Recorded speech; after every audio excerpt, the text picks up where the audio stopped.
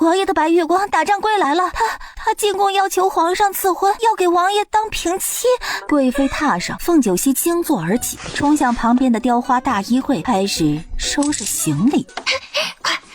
快收拾包袱，记得只收值钱的珠宝首饰。哎，别忘记了，还有银票。王妃，收拾包袱干什么呀？您不是应该梳洗打扮进宫吗？皇后娘娘是王妃的姑姑，一定会为王妃做主的。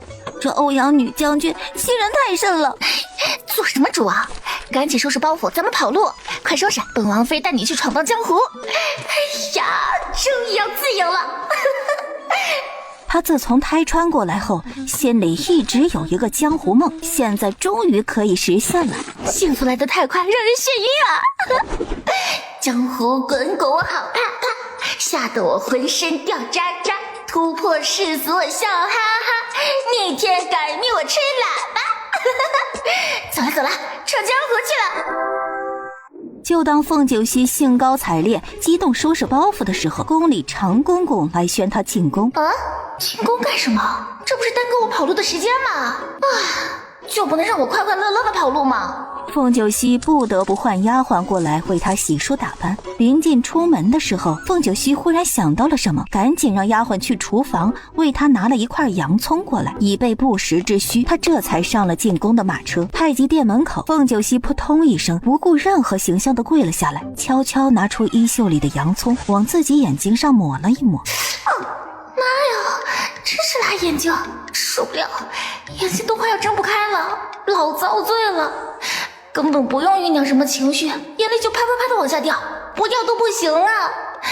决堤的洪水啊，此刻的眼泪都有自己的想法。皇上，你哪为臣妇做主啊？臣妇委屈。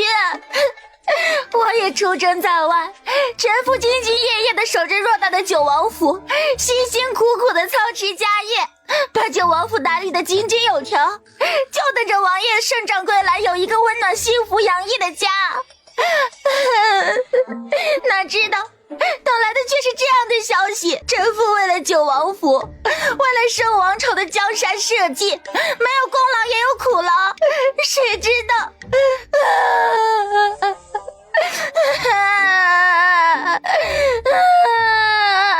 凤九溪声音惨烈，一声比一声凄惨，听得大殿里的臣子们脑袋嗡嗡嗡的直作响。长公公赶紧走出来，让凤九溪进殿说话。走进大殿，凤九溪又扑通一声跪了下来，衣袖里的洋葱时不时地擦拭着眼睛，眼泪如断了线的珍珠一样不停地往下掉。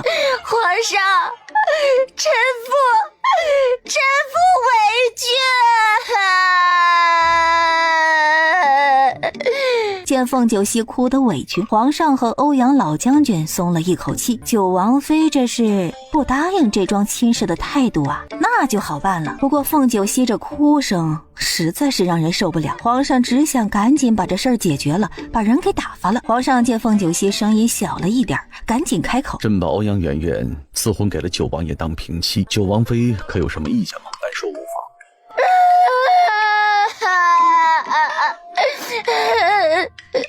听到这话，凤九溪哭得更大声了。龙椅上，皇上的嘴角一抽抽。皇上，臣妇和王爷成婚2年了，正是新婚燕尔的时候，王爷便奉命带兵出征，不孝有三，无后为大。臣妇没能为王爷留下一儿半女，心中有愧，只恨不是男儿身，陪同王爷一同出征，并肩征战，保佑我圣王朝山河无恙。现在王爷找到这么一个人了，臣妇虽然心里不乐意，会嫉妒，会吃醋，可是一想到欧阳女将军嫁给王爷后就能去边疆陪着王爷开疆扩土，王爷有他贴身照料，臣妇心里就没那么难接受了。这话说的，这到底是娶妻啊，还是找贴身照顾的丫鬟？欧阳媛媛能伺候人的饮食起居，可能吗？那你到底是同意还是不同意欧阳媛媛嫁进门呢？臣妇同意。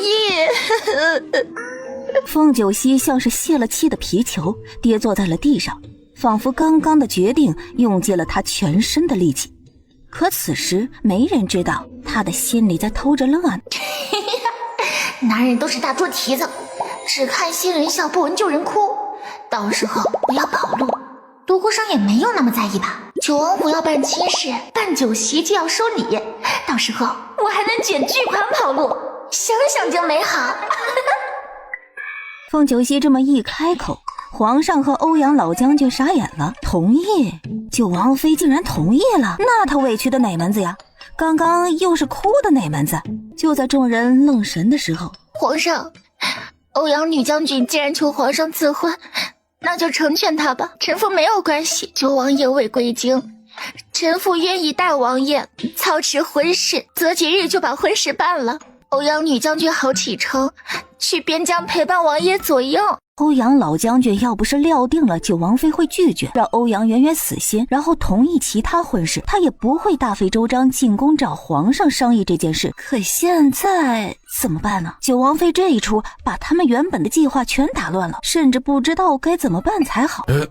九王妃当真愿意让九王爷娶平妻，是真心话。你放心，你是皇后的侄女，是国公府的嫡长孙女，朕断然不会让你受委屈的。你不愿意就直说，朕不勉强你。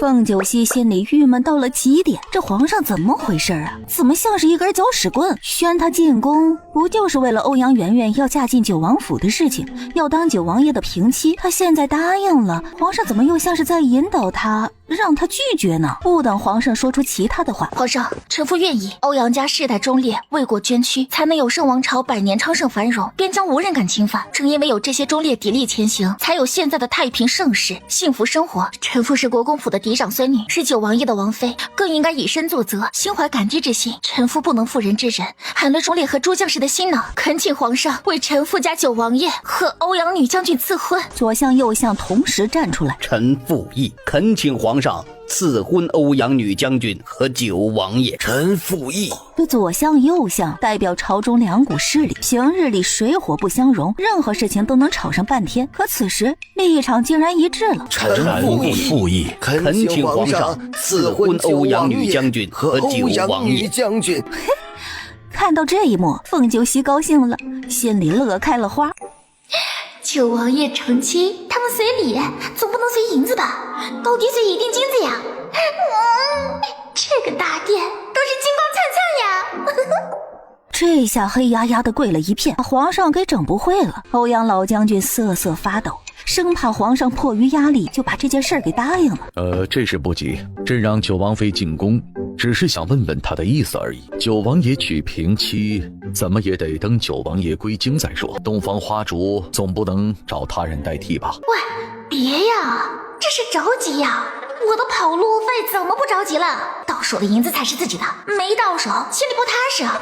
皇上，九王府可以先为欧阳女将军和九王爷把婚礼办了。欧阳女将军这个时候去边疆，名正言顺就能待在王爷身边了，这样臣妇也就放心了。再说了，两情若是长久时，又岂在朝朝暮暮？皇上这下脸黑了下来，怎么回事啊？这个凤九溪到底怎么回事？难道真的一点都不在乎老九娶平妻？传朕口谕，让九王爷快马加鞭回京一趟。这是九王爷娶妻，本人怎么可能不在场？这事儿等九王爷回来了再议。凤九溪就这么被打发出宫了，独孤商就要回来了，到时候他还能顺利的跑路吗？呀，不行，他喵的得赶紧出宫，收拾行李，今晚就跑路，要不然就跑不掉了。本集又结束了，我们下集再见喽。就当凤九溪被长公公领着出宫的时候，皇后娘娘念叨九王妃好些日子了，听闻王妃进宫，特邀九王妃去未央宫小坐。凤九溪一心惦记着跑路，根本不想多待，奈何又不敢拒绝，只能跟着李嬷嬷走了。皇后娘娘，请您去过未央宫，说您好久没有进宫看她了，有点想念，九王妃，那欧阳女将军在御花园。独孤商取不到她的白月光，就把她当成排解的工具，他秒当她通房丫鬟呢。凤九溪走到御花园，就见到欧阳媛媛身边是围满了人。欧阳女将军真是女中豪杰，穿上军装能退敌，脱下军装柔美漂亮。这九王妃之位本应该就是欧阳女将军的。对，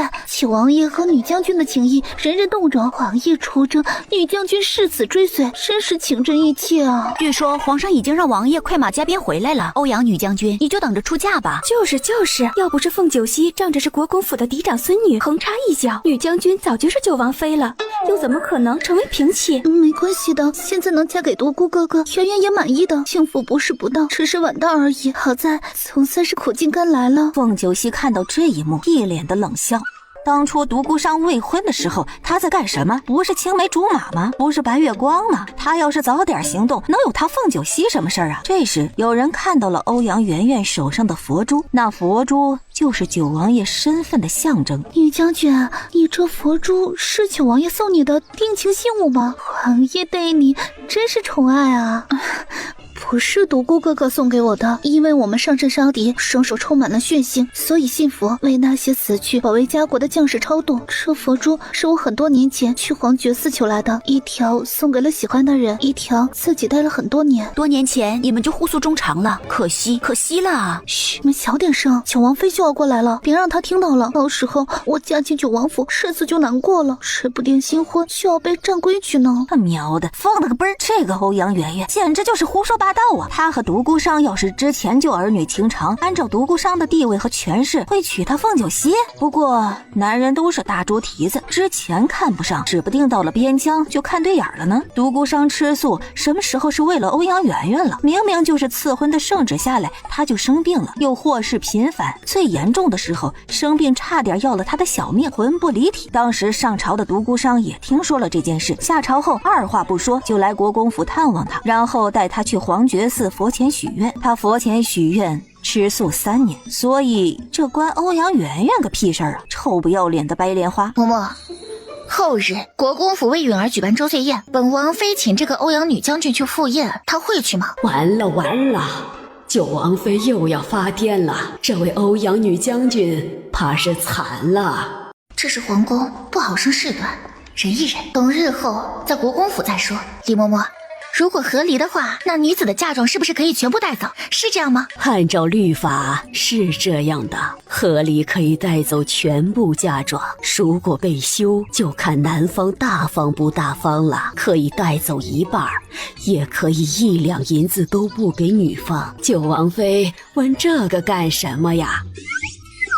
王妃，您不会是想和离吧？哎呦，使不得，万使不得呀！凤九溪心里就是这么想的，但是嘴巴上却不承认。他摇了摇头：李嬷嬷，你想多了。我家王爷英明神武，风流倜傥，权势滔天，武功高强，可是不可多得的男人。这京城多少人想要排队嫁他呢？我怎么可能想要与他和离？李嬷嬷，你别多想，千万不要在皇后姑姑面前提起这事儿，免得气坏了皇后姑姑的身子。李嬷嬷一听九王妃这么说，这才松了一口气，真怕这小祖宗乱来呀！驿站，独孤商骑马赶了1天的路程回京城，天黑了，这才进驿站休息。他刚刚坐下来，暗卫收到消息，走进来欲言又止。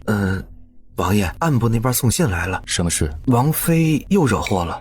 他带兵打仗去边境城池，这一去已经是1年有余，可收到的家书寥寥无几。今儿个有小狐狸的消息，独孤商有一种不好的预感。王爷，王妃在京城给您娶平妻，还有府里的下人看到王妃收拾包袱了，还去账房支取了1万两银票。王妃估计又要离家出走了，您看怎么处理？王妃为本王娶的哪家姑娘？回王爷，是欧阳老将军的孙女欧阳媛媛。绝了，本王没有娶妻纳妾的打算，更不会娶一个跟在本王屁股后面转悠的假小子。是。暗卫正准备书信给京城的暗部，独孤商就改变了主意。不用了，今晚不休息，快马加鞭回京城。是。之后暗卫赶紧去找驿站的人换马准备干粮。原本王爷打算今晚整休，后日就能回京，直接去参加国公小世子的满月宴。可现在娶平妻啊，九王妃这次怕是很难平息王爷的怒火了。去未央宫的路上，凤九溪一言不发，心里在想着和离的事情。一想到那10里红妆的陪嫁，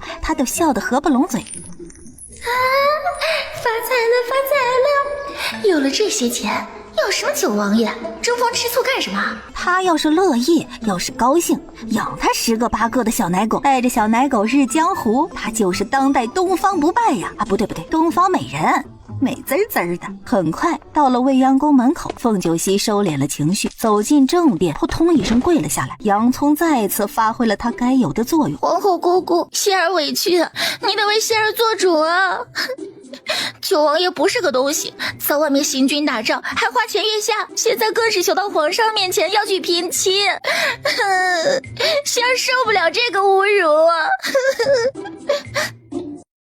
凤九溪是一边哭一边观察皇后娘娘的脸色，和离，她要和离呀！要是皇后姑姑能够支持她，这事儿准成。凤九溪见皇后娘娘的脸色冷了下来，演得更卖力了。哎呀，我要不是胎穿了，这留在现代，保准往演艺之路发展，不拿一个奥斯卡金奖，都有点对不起我这炉火纯青的演技。姑姑，希儿委屈。当初爹让希儿嫁给九王爷的时候，希儿嫁了。可是爹当时怎么没有告诉希儿，九王爷有一个青梅竹马的白月光啊？两人早就情投意合了。什么？你说独孤烧和欧阳媛媛是青梅竹马还是白月光？对，就是这样。就是刚刚欧阳媛媛在御花园同那群贵女所说的那样，李嬷嬷可以作证。九王爷手腕上那串从不离身的佛珠，听说是他们的定情信物。姑姑，希儿好委屈啊！李嬷嬷，何有此事？回皇后娘娘，确有此事。老奴和王妃在假山后面听得清清楚楚。凤九溪赶紧添油加醋。姑姑，你看，希儿和王爷成婚2年了，王爷虽然出征1年，可是有1年的时间在京城，可希儿手上的手工纱还在，王爷从未碰过希儿。希儿见王爷身边没有妾室，也没有通房，还以为王爷有什么隐疾不能人道，所以就没有透露过这件事半分。哪知道不是王爷有隐疾，而是王爷为了那欧阳媛媛守身如玉。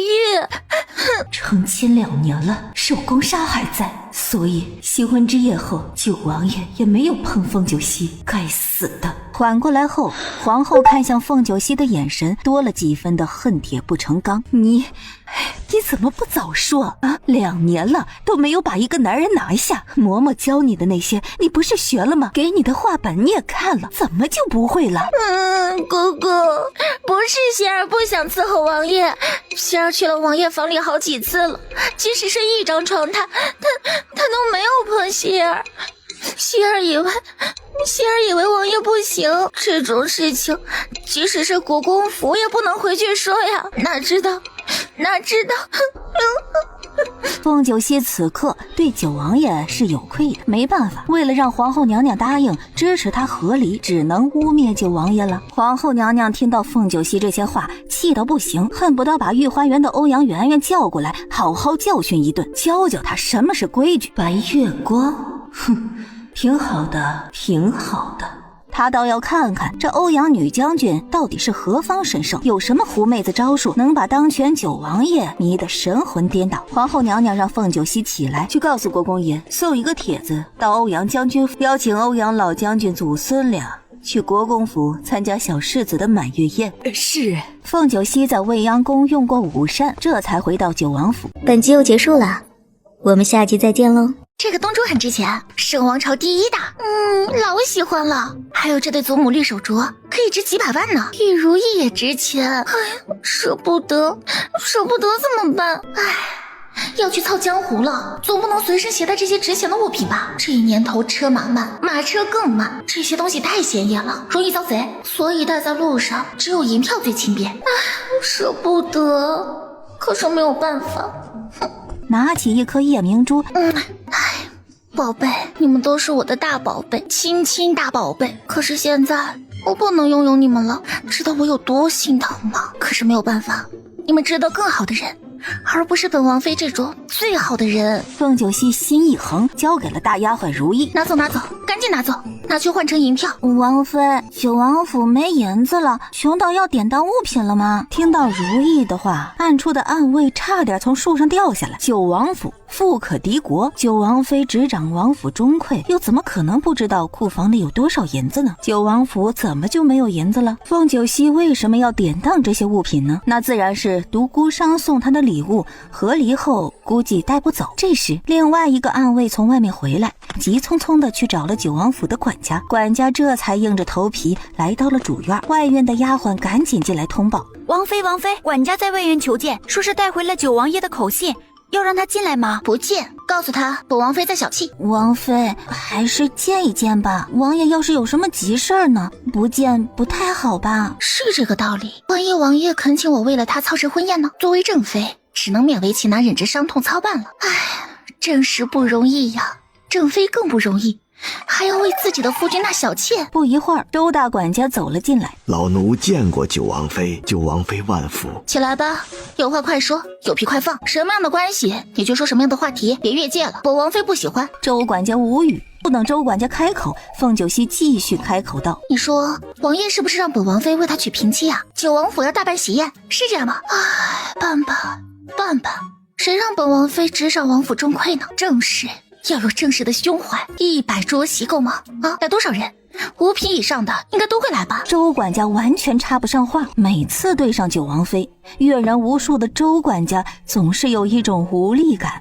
王爷准备了多少聘礼？咱们九王府库房没多少银子了，要是天价聘礼的话，怕是拿不出来呀。唉，周管家怕九王妃说出更多惊世骇俗的话，赶紧开口：王妃，王爷今晚就回府，让您准备去城门口迎接。刹那间，偌大的正厅安静了。什么？回来了？这就回来了？哼，没想到啊，独孤生真是猴急啊！为了这个白月光，不知道骑坏了多少马儿，终究是马儿承担了一切呀。怎么的？害怕我欺负欧阳圆圆这个白月光啊？犯不着。生气了，我真的生气了。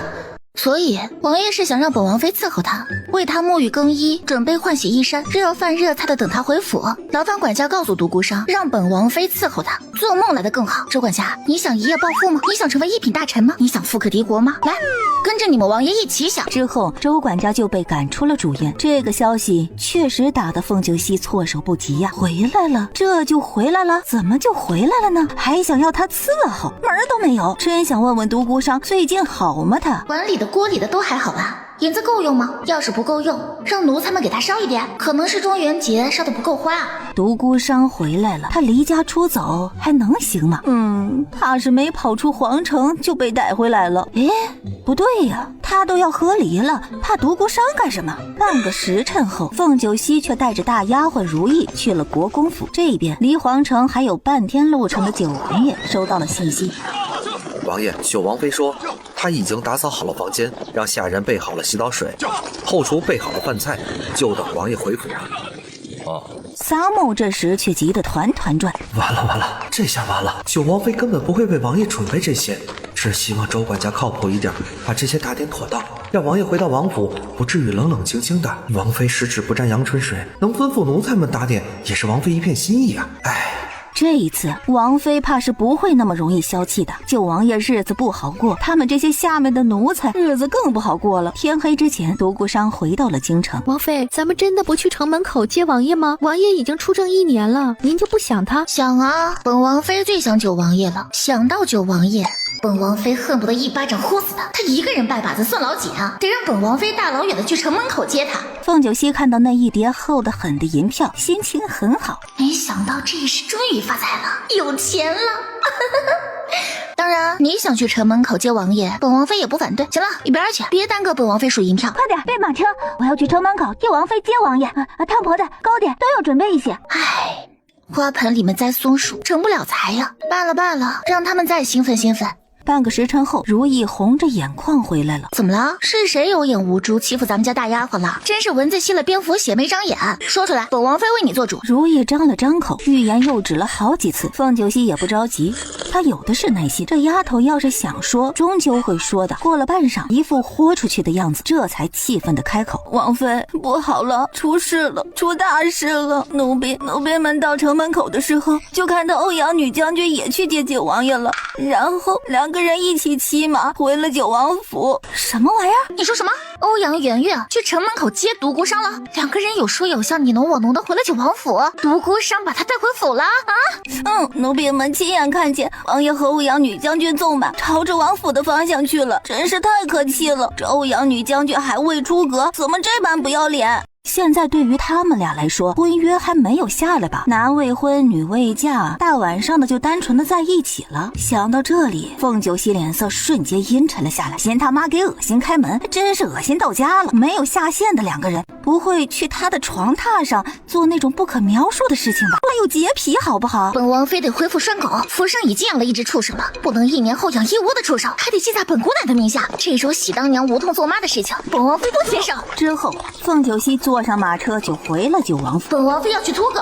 说凤九溪为什么会这么生气呢？独孤商想要娶平妻，他其实不反对，正好可以圆了他那日江湖的梦想。可今晚城门口发生的事情触碰到了凤九溪的底线，独孤商和欧阳圆圆这对狗男女简直不把他这个正妃放在眼里，一言一行都在啪啪啪的打他的脸。凤九溪杀气腾腾，一身凌厉之气冲进了九王府。王府内，独孤商第一时间收到了消息，王爷，王妃回府了，她手上拿着一条狗链子，杀气腾腾的冲进了主院。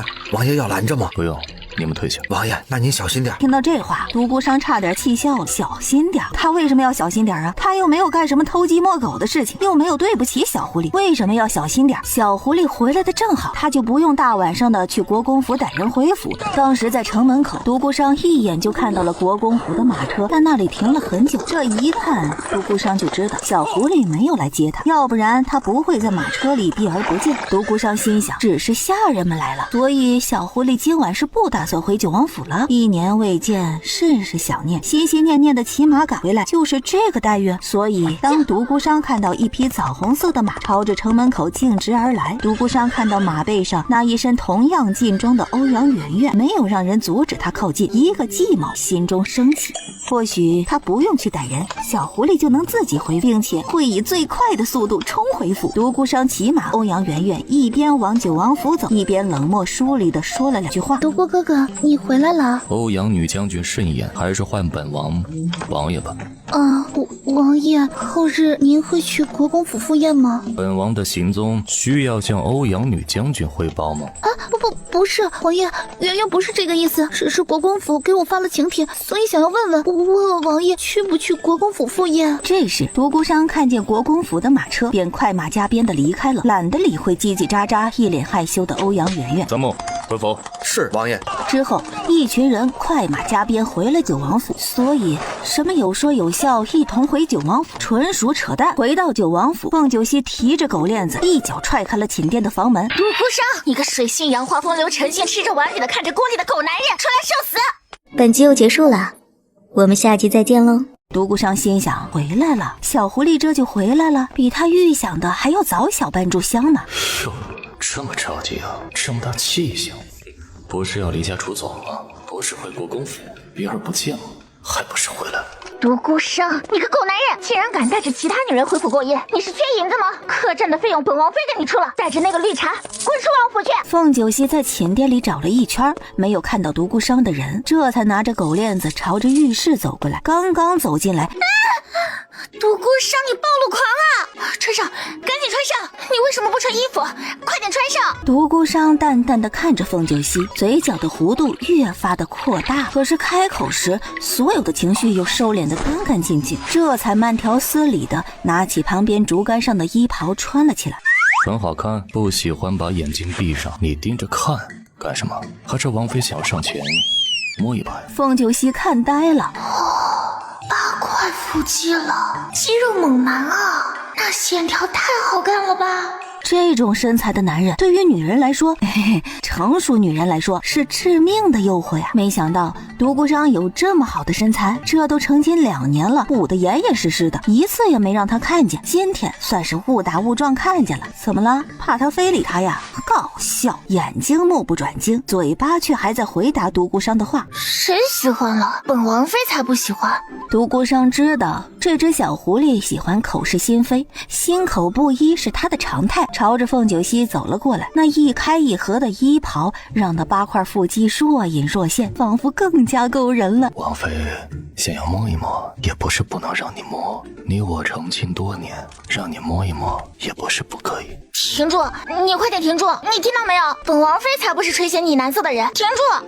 独孤商怎么可能停住啊？一步一步的逼近，哪知道就在这个时候，凤九溪退无可退，一脚踩空，朝着旁边的浴池跌了下来。希儿，小心！独孤商一个飞身，把凤九溪拦腰抱住，两个人站立在了池子中央。可就是这个时候，凤九溪双手正好撑着独孤商的胸膛，只是看上去好看，摸起来硬邦邦的。希儿，别闹！谁闹了？我这是检查，知不知道？看看你身上有没有被哪个小妖精留下痕迹。终究是独孤商心软，舍不得教训这只小狐狸，对着外面低沉的开口：备热水，让丫鬟进来伺候王妃沐浴。谁说我要沐浴了？我是来宰狗的，不是把自己洗白白了待宰的。希儿，别闹，天冷别染了风寒。二话不说就开始为凤九溪脱下身上湿哒哒的衣服。干什么，狗男人？你干什么？你吃着锅里的看着碗里的，真是厕所里跳高过分了。独孤商没有理会凤九溪的叫嚣，低声的安抚着。凤九溪见独孤商来真的，这才害了怕。我自己来。丫鬟呢？让丫鬟进来伺候。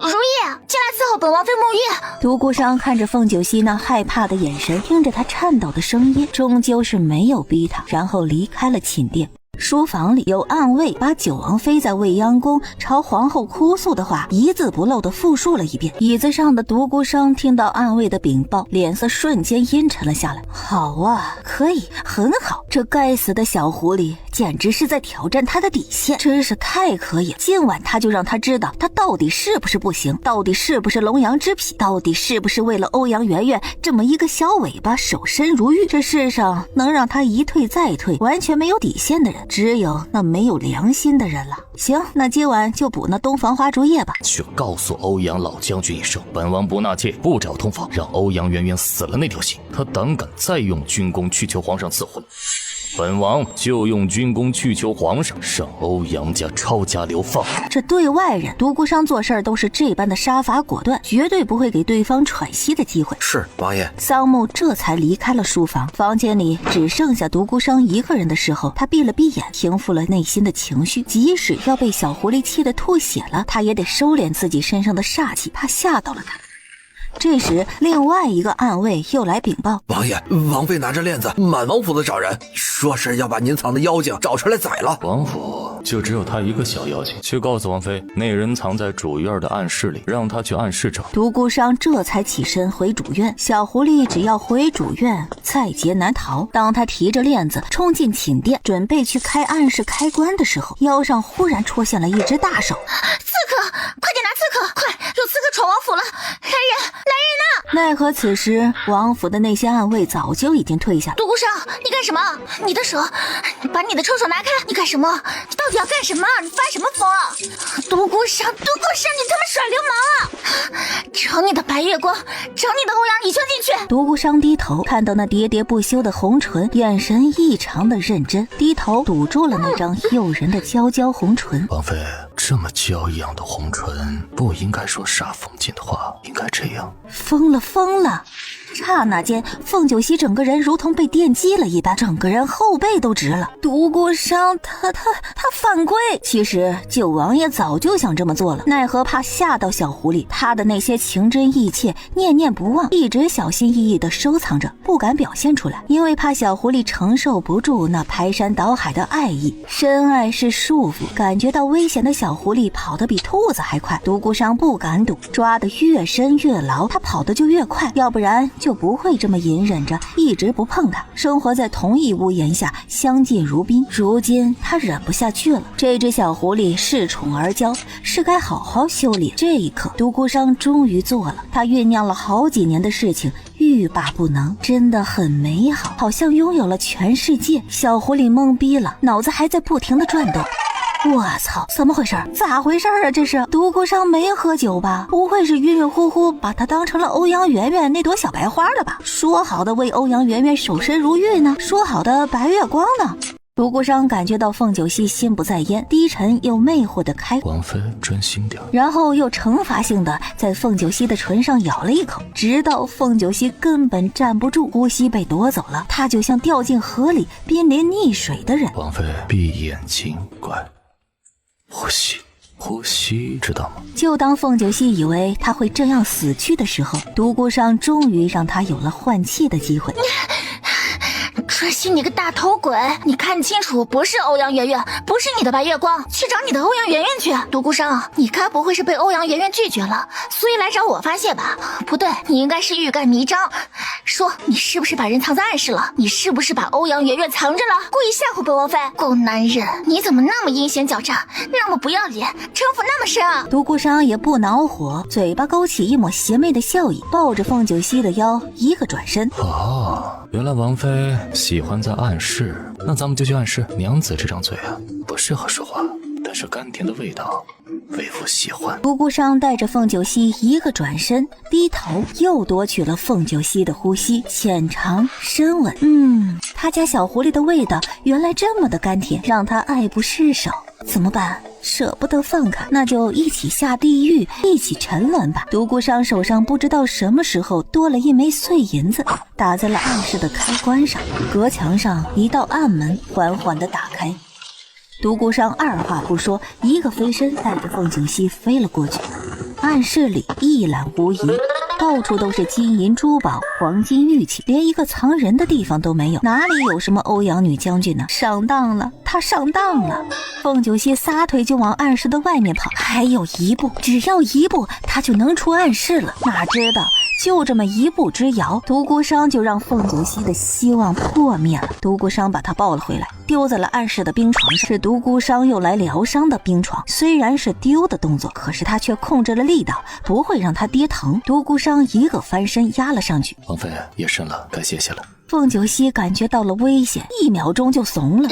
那个王爷，我还没有瞌睡，你自己一个人睡吧，我先走了。王妃不是怀疑本王不娶吗？本王到底娶不娶？王妃不想知道吗？对了，王妃还怀疑本王有龙阳之癖。王妃，你过来，本王让你看看本王到底有没有龙阳之癖。王妃怀疑本王为了那个欧阳女将军守身如玉，本王为了自证清白，今日只能委屈王妃了。妈呀，疯了！凤九溪真的要疯了，不爱了，坦坦荡荡，还能敬他是条汉子。现在东窗事发了，还要回府上来发疯，让他这个九王妃帮他证明，摆脱那些流言蜚语。哼，不可原谅！凤九溪咬牙切齿，不顾自己的处境。本集又结束了，我们下集再见喽。独孤商，你为了那个欧阳女将军真是物尽其用啊！竟然让本王妃为你证明，你真是一个畜生！找你的欧阳女将军去，别恶心本王妃！王妃这是生气吗？王妃在乎本王，想要本王独宠你一人，所以生气了，对吗？独孤商终于引导着凤九溪，想要从那张让他欲罢不能自已的娇艳红唇中听到他想要听的情话和甜言蜜语。只要小狐狸一句在乎，一句喜欢，他恨不得把心都挖出来，让小狐狸看看，上面只写了小狐狸一个人的名字，凤九溪。王妃要是不同意本王娶那个欧阳女将军，王妃就说出来，别憋坏了自己。如果王妃执意反对的话，本王可以考虑不娶。王妃觉得呢？等不到凤九溪开口，独孤商继续耐心地开口道：想来王妃应该是不愿意本王娶那什么欧阳女将军为嫔妻，对不对？要不然王妃也不会去皇后娘娘那儿委屈的哭诉，让皇后娘娘看你手腕上的手工伤啊！独孤商这个狗男人怎么知道他去皇后娘娘那卖惨呢？还把手工纱拿出来给他们看了。完了，既然如此，哼，豁出去了！独孤商，你真是欺人太甚了！你新婚夜让我成为了下堂妇，成为了全京城的笑柄。现在你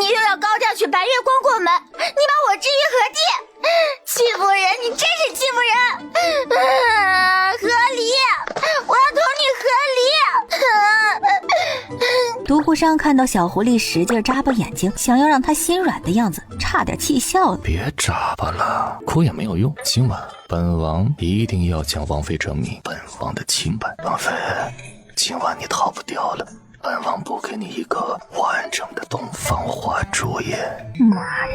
行，逃不掉那就不逃了，那就直接翻身做主人。凤九溪一个巧劲儿，一个翻身，把他压在了寒冰床上。王爷想要洞房花烛夜呀？行啊，本王妃给你娶欧阳女将军，回府伺候你。九溪，本王真想捏碎你没有良心的小东西。独孤商，你才是21天不出鸡的蛋，坏蛋一个，真是坏死了。你去国公府求娶我的时候，明明娶了一生一世一双人，可为什么你现在要娶平妻？本王妃不要你了，要和离。王妃，旧王府没有和离，只有丧偶，这辈子你都只能是本王的妻，明白吗？凤九溪想要反驳，奈何独孤商一个飞身抱着凤九溪就把他压到了寒冰床上。王妃，咱们今晚就洞房花烛夜。话音落下，独孤商低头再一次封住了那张巴拉巴拉尽说气人话的嘴。不要，独孤商，你干什么？感觉到身下人的害怕，独孤商整个人的态度软了下来，伸手捋了捋凤九溪的发丝。乖，别怕，我会轻一点的。本王的小狐狸长大了，已经16岁了，不再是小女孩了。凤九溪愣了一下，所以新婚夜独孤商那么干脆的答应不碰他，是因为念及他年纪小，刚刚及笄吗？看凤九溪这样，独孤商有点心软了，可是又不能再等了，要不然这小狐狸还不知道怎么胡思乱想呢。与此同时，御书房里，朕最近想买个拉布布，但一直抢不到。那皇上，您可以逛闲鱼啊，老奴买谷子一直都用闲鱼，没想到闲鱼如今还专为我们吃谷人推出了一个鱼礼，可以给自己喜欢的谷子赐福开光。还有这功能？对呀，不仅可以给自己喜欢的谷子赐福开光。继而，本王与欧阳媛媛之间绝无儿女私情，本王心里从始至终只有你。继而，本王想，可以吗？就在这个时候，凤九溪从怀里掏出了一张休书。不可以，王爷既然违背了你当初的誓言，我们就没有继续下去的必要。王爷不肯和离，那我就休了王爷。独孤商扯过那拍在他胸口的信件，拿过来一看，放夫书。刹那间，独孤商的脸色阴沉了下来。你要休了本王，国公爷知道这件事吗？他同意了。本王非要休夫，不需要谁同意。独孤商，你现在已经被休了，麻烦你起开，懂吗？就当独孤商怒气滔天，准备毁天灭地的时候，外面突然响起了桑火急切的声音：王爷，王爷，800里加急，皇上命您速速进宫。独孤商二话不说，撕掉了那封放夫书。想和离不可能，你这辈子只能是本王的王妃。凤九溪闻言，眼底满是冷意。九王府困得住他？休夫必须要休夫。凤九溪走出暗室，叫了身边的大丫鬟：不义，去叫福称福秋他们几个收拾包袱，雇几辆马车，把本王妃的陪嫁全部拉走，趁王爷回来之前，把所有的事情办妥了。之后，几个丫鬟就开始忙碌了起来。暗处的守卫看到这一幕，暗自着急：完了，这下是完犊子了！王妃要把王爷抛弃了，这下王爷真的成为下堂夫了呀！快速去速回，别让王爷进宫了，快点回府，再不回来，他王妃就没了。这时，在九王府的后门，浩浩荡荡的停了10几辆马车。凤九溪吩咐完丫鬟们装完嫁妆，起身来到了案几旁，然后捏着好笔，洋洋洒洒的写了一篇狂草的和离书。写好以后，凤九溪在和离书后面落下了自己的名字，按了手印。等独孤商看到和离书，同样签名，按下手印，就能去相关部门登记，两人正式和离。走了，终于要去操江湖了，如此快哉。凤九溪把和离书拍在了床榻上，保证独孤商走进寝殿就能看到那和离书。凤九溪这才走出了房间，他大步的朝库房走了过去，看了一眼九王府的库房，眼底闪过一丝的狡黠。这箱还有这一箱，这些通通搬上马车。小姐，这不是您的陪嫁，您的陪嫁是这些箱子。搬，给本王妃把九王府的库房搬空，都要和离了，拿点青春损失费怎么了？搬空，全都搬空。她嫁给独孤商2年有余，独守空房2年，那不得要点青春损失费啊？再说了，日江湖得花费很多银子的。半炷香的时间，九王府的库房就被凤九溪手底下那几个能干的丫鬟全搬空了。搞定，走，闪人。在那阴暗的角落里，桑火如同热锅上的蚂蚁一般急得团团转。哎呀，王爷呀，王爷，你到底何时才能回来呀？这时间拖得越久，情况可就越发不妙了。他心急如焚地朝着门口张望，期待着王爷能快马加鞭赶回府上，阻止这场可怕的浩劫。然而门外依旧静悄悄的，没有丝毫王爷归来的迹象。这时凤九溪和院里走了出来，准备离开了。暗处的桑火不得不出来拦住了凤九溪的去路。王妃等等，您再等等，王爷马上就回府了，您大晚上的离开很不安全，到时候小的没法交代呀。什么？独孤商要回来了？不行，他再不跑路就走不掉了。他人可以随时离开，但是那些值钱的玩意儿怕是带不走了。本王妃已经休了你家王爷，让开，好狗不挡道。什么？王爷被休了？这不疯了吗？哎呀，王妃呀，您可千万要消消气呀！王妃，您现在正在气头上，这时候做决定怎么能作数呢？您可得三思而后行啊！您先别着急，再耐心等一等。王爷回府之后，一定能给你一个满意的解释的，好不好呀？到时候说不定所有的误会都能迎刃而解了，您就能改变合理的想法了呢。您这大晚上的离开，小的实在是担心您的安全呐！让开，再不让开，本王妃要动手了！桑火快要哭了，王爷怎么还不回府啊？报信的人到底有没有在皇宫见到王爷呀？哪知道就在这个时候，凤九溪也不废话，抽出了腰间系着的鞭子，二话不说，一鞭子朝着桑火甩了过去。挡路者死！既然你不让开，就吃本王妃几鞭！凤九溪说出手就出手，挥下去的鞭子没有丝毫的手下留情。这一鞭子下来，桑火赶紧闪开，并不敢和凤九溪正面对上，又不敢出手主动攻击，只能是节节败退。不要过来！再过来，本王妃不会手下留情了。等你家王爷回府，告诉他被休了。凤九溪丢下这句话，钻进了马车，离开了九王府。此刻皇宫中，独孤商收到了消息，脸色瞬间阴沉下来，全身的气势一瞬间逼人。搬空了九王府，他要和离。回府。独孤商用平生最快的速度从皇宫回到了九王府，走进主院，桑木赶紧出来迎接，手里握着凤九溪写的那份和离书。独孤商接过和离书，阴冷地开口道：王妃往哪儿走了？可有派人跟着？回王爷，桑火带人远远地跟过去了，沿途做了记号。独孤商没有再说话，低头打开了那和离书。凡为夫妇之因，前世三生结缘，始配今生之夫妇。若结缘不合，必是冤家，故来相对。既已二心不同，难归一意，快汇集诸亲，各还本道。本王妃相离之后，重梳蝉鬓，眉扫蛾眉，巧逞窈窕之姿，选聘高宫之主，一别两宽，各生欢喜。刹那间，独孤商冷笑出声，只是那笑容根本不及眼底。本集又结束了，我们下集再见喽。此时跟着凤九溪离开的人已经回来报信了。桑火见独孤商面色阴沉，开口时小心翼翼的：王爷，王妃下榻了城南的别庄，那处宅子是国公府置办给王妃的嫁妆。收到这个消息，独孤商松了一口气，没出京城就行。半夜，独孤商独自一人前往别庄。他原本怒气横秋，想要过去狠狠地把凤九溪收拾一顿，可到了别庄上，却又硬生生地收敛了怒气。小狐狸的怒气一时半会儿消不了，必须想一个万全之策才行。归根到底是因为欧阳女将军以军功恳求皇上赐婚这一事，他无意去平息的。九王府就一个王妃，就已经鸡飞狗跳人仰马翻了，他宠他一个就好了呀。独孤商就这么地在凤九溪的屋顶陪着小狐狸坐了一夜未眠，让他更加的确定他想要的是什么，是和小狐狸一生一世一双人。弱水三千，只取一瓢。后日是国公府大喜的日子，欧阳老将军要带着孙女登门祝贺，到时候他一定要抓紧机会把这个事情处理了，解释清楚，并且昭告天下，他独孤商此生只娶一人，共白头，歇了京城那些权贵往九王府塞人的心思。凤九溪这一觉睡到了日上三竿。小姐，那欧阳女将军去咱们的金楼选陪嫁的首饰了，金楼的伙计来人了，想问问小姐的意思，要做欧阳女将军的买卖吗？做，有银子赚，为什么不赚？让人传信给掌柜的，让他把那顶最贵价值10万两的凤冠推销出去，卖出去月底工钱翻倍。如意听到这话，出门回话去了。当凤九熙来金福楼的时候，欧阳女将军正在1楼的柜台前结账。掌柜，结账，这些一共多少银子？女将军，请稍等。掌柜的不卑不亢的回答后，低头连忙算总账。欧阳女将军，一共215300两银票。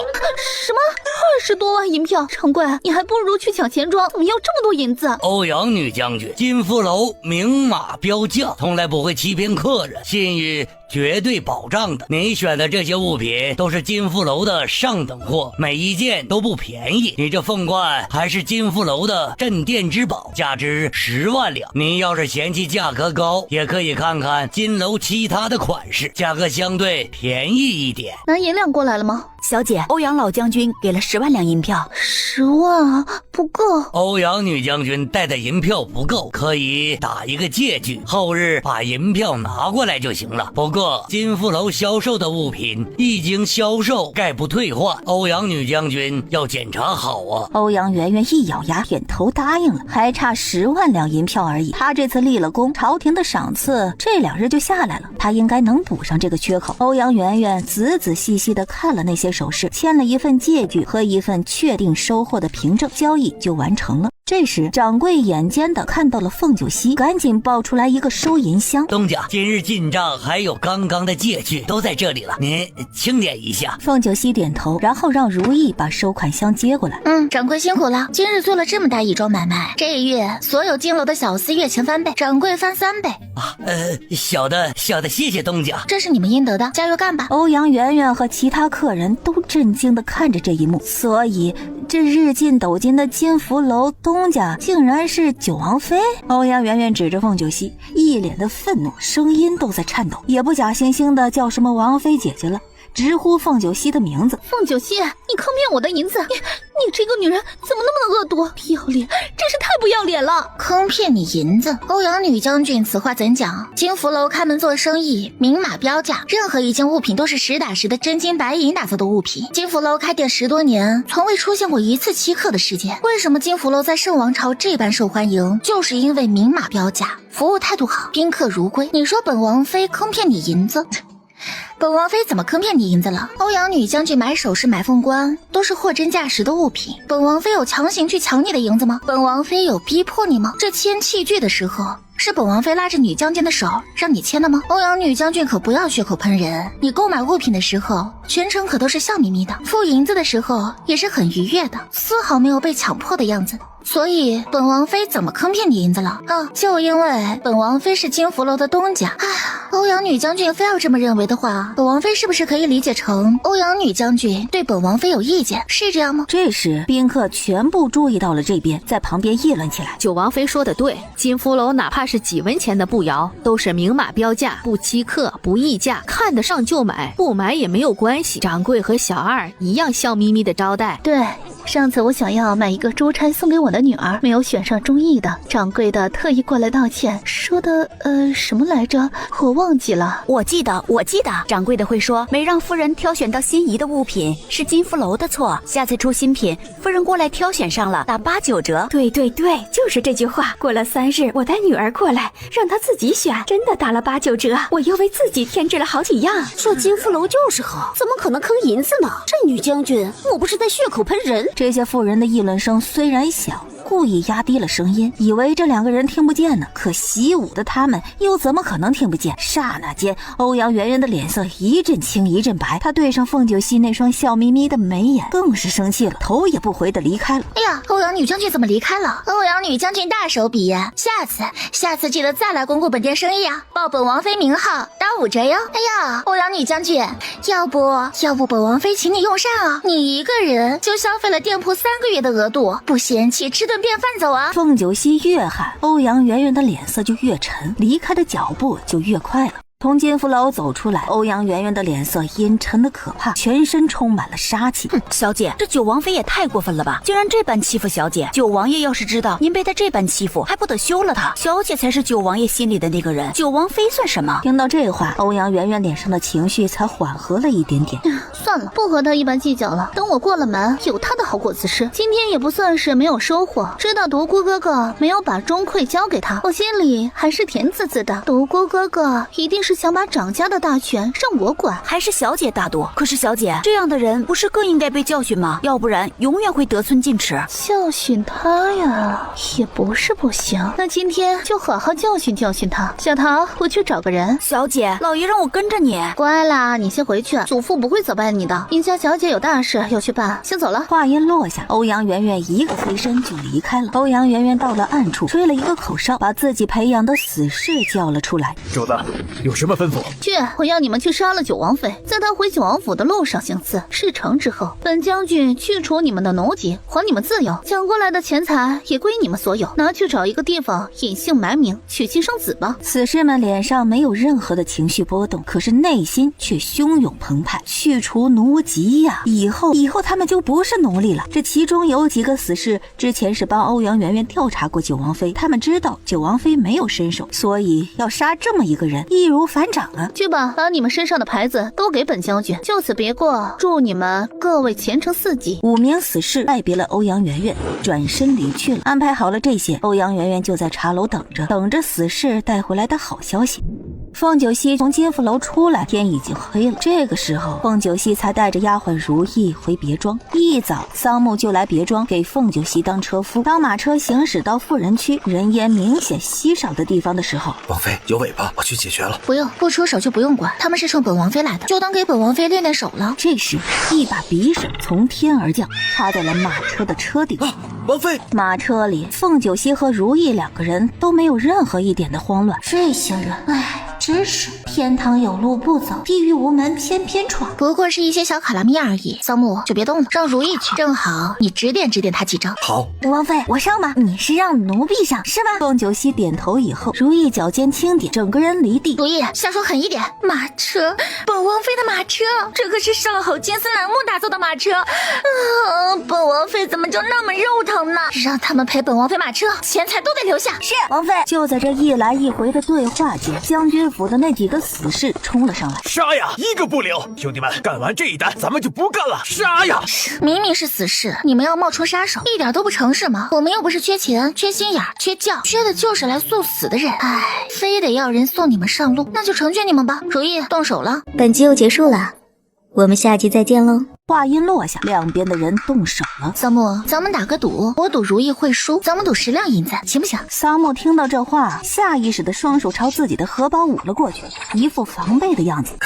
王妃，小的也觉得如意姑娘会输，不会赢，所以不用赌了。那我赌如意会赢，也是10两银子，可以吗？王妃，小的也觉得如意姑娘会赢，所以就不赌了。你刚刚不是说觉得如意会输吗？怎么这会儿就觉得她能赢了？你在忽悠本王妃啊！王妃，小的只有10两银子了，其余的付了9钱，咱们不赌了，平均分行不行？你5两，我5两。你看我像是打你10两银子主意的人吗？不是，是小的自愿孝敬王妃5两银子。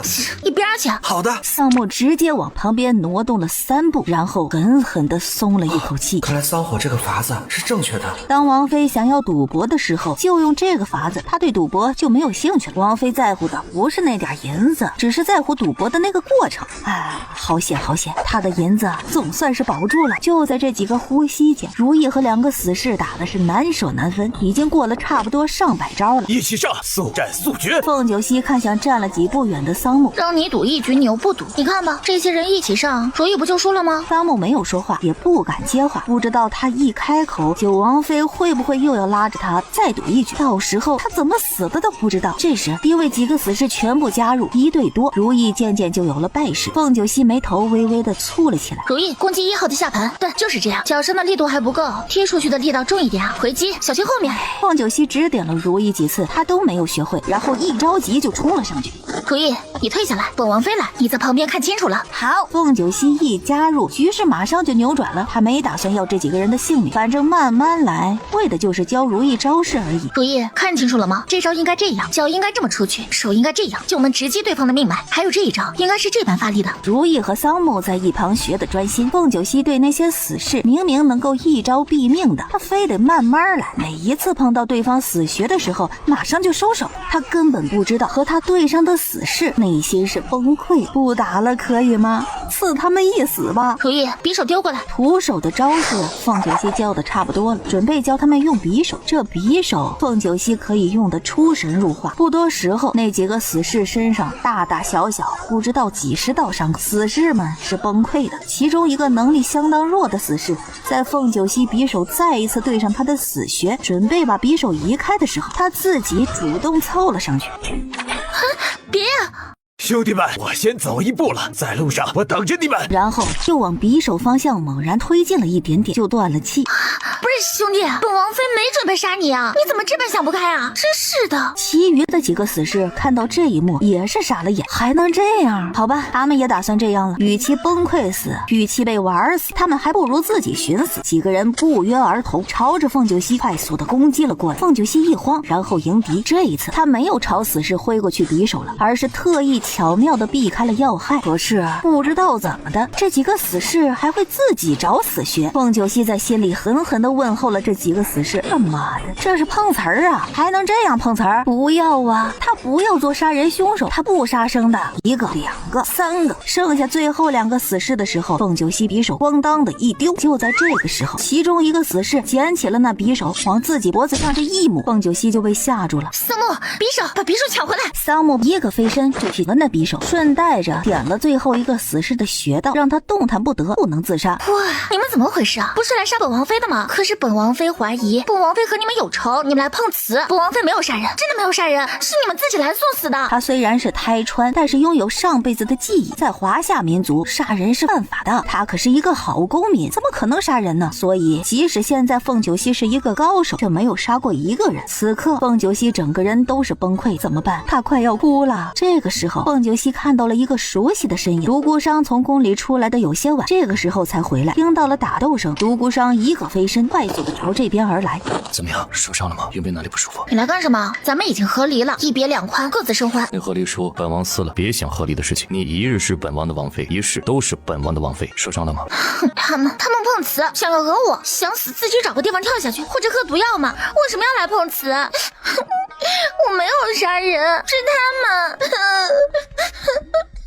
受伤了？你受伤了？哪里受伤了？来，我看看。独孤商赶紧检查凤九溪的全身，要亲眼确定小狐狸没有伤才行。一旁动弹不得的死士内心更加崩溃，他也想哭，怎么就变成这样了呢？他们怎么就成碰瓷儿的了？怎么就是讹人呢？独孤商见凤九溪没有受伤，这才松了一口气，断断续续的从凤九溪的委屈声中还原了事情的真相，嘴角是一阵的抽搐。还能这样？所以这些人来刺杀小狐狸，不但没有刺杀成功，反而被小狐狸给搞崩溃了，选择了自杀。是他们错了，他们错了，本王给你报仇。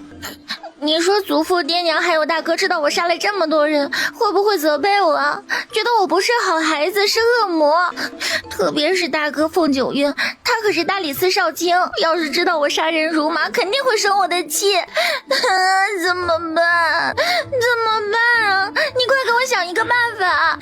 独孤商难住了，办法？什么办法？人都死了，能有什么办法呀？又救不回来，死士而已，死了就死了。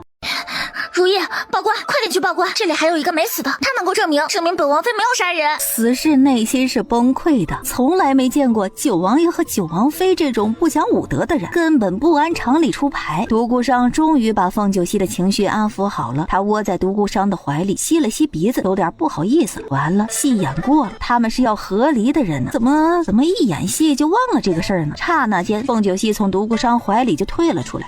你来干什么？都要和离了，我也请自重。独孤商低头看了一眼自己的胸前，嘴角一阵的抽抽，一大片的印记让他胸前的衣袍闪了一大片。结果那个罪魁祸首还一脸的嫌弃，嚷着要和离。四目相对，凤九溪这个罪魁祸首眼底闪过一丝心虚。哎呀，怎么回事啊？独孤商，你怎么这么邋遢不爱干净啊？你看看你的衣袍，嗨，你应该庆幸咱们还没有和离成功，你还有王妃，要不然换成其他女人看到你这样子，绝对不会嫁给你。你就准备备打光棍过购物节吧。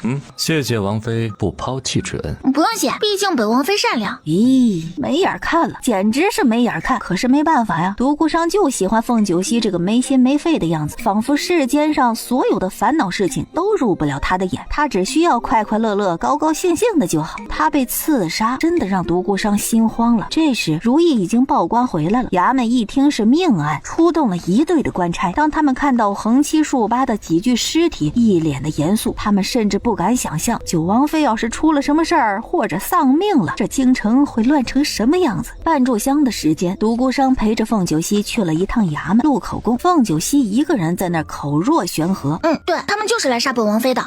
不对，本王妃觉得他们可能就是想要寻死，临死之前还要拉一个垫背和本王妃。本王妃不是杀人凶手，本王妃和他们无冤无仇，要他们性命干什么？这些人真是的，好死不如赖活着。生活有什么难处想不开吗？死都不怕，还怕活着吗？傻，真是傻子。知府大人亲自用好笔给凤九溪录口供，可是写着写着，他就不知道怎么写了。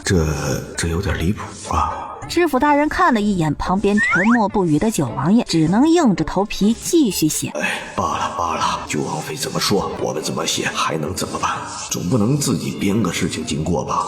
可是为什么这越听越离谱，越是觉得哪里不对劲儿呢？又用了半炷香的时间，知府大人才给凤九溪做好了笔供。这个时候，官差才把那个死士给押上来。这个时候的死士已经被喂了散公散，已经没有任何武力值，想要寻死，在这么多的高手面前，那是不可能的。这一刻，死士更加的崩溃了。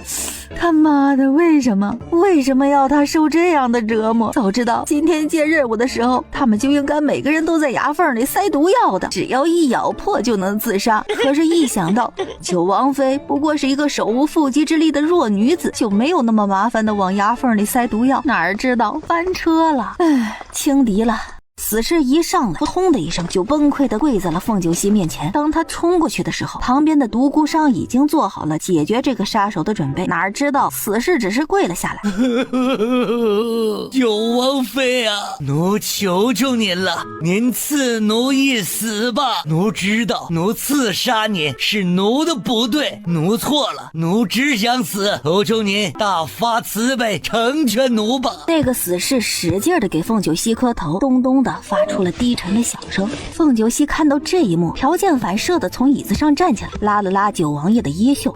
王爷，这人不会又想陷害本王妃吧？讹上瘾了呀！死士听到这话也不敢磕头了。妈的，到底要怎样才能求死？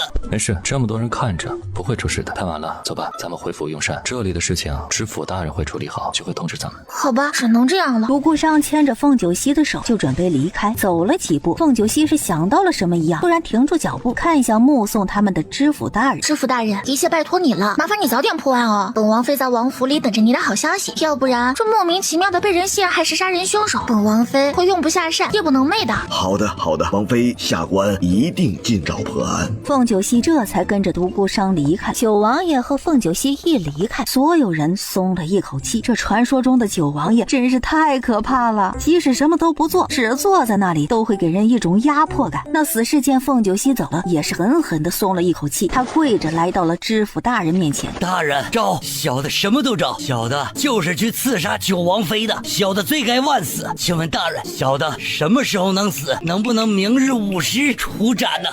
你很着急去死啊，别人都怕死，你却怪了，恨不得马上就死，是去下面排队吗？以为早死能混个好差事了？原本本知府还觉得九王妃的那些笔供有点问题，可看你现在这状态，九王妃所说的那些句句属实啊。你们就是有预谋有计划的想要去死，死的时候还要拉个垫背。对。死士一脸的死寂，眼底满是绝望。完了，完事儿了，这九王妃又带偏了一个。独孤商和凤九溪出了知府，凤九溪甩开了独孤商的手，走开，咱们不熟。你要办什么事情，吩咐桑木桑火就行了。这段时间就让桑木跟着你吧。不用，王爷的人我怎么敢用啊？不用了。独孤商深深地看了一眼凤九溪，没有说话，但是心里已经下了决定，以后就让桑木跟着小狐狸了。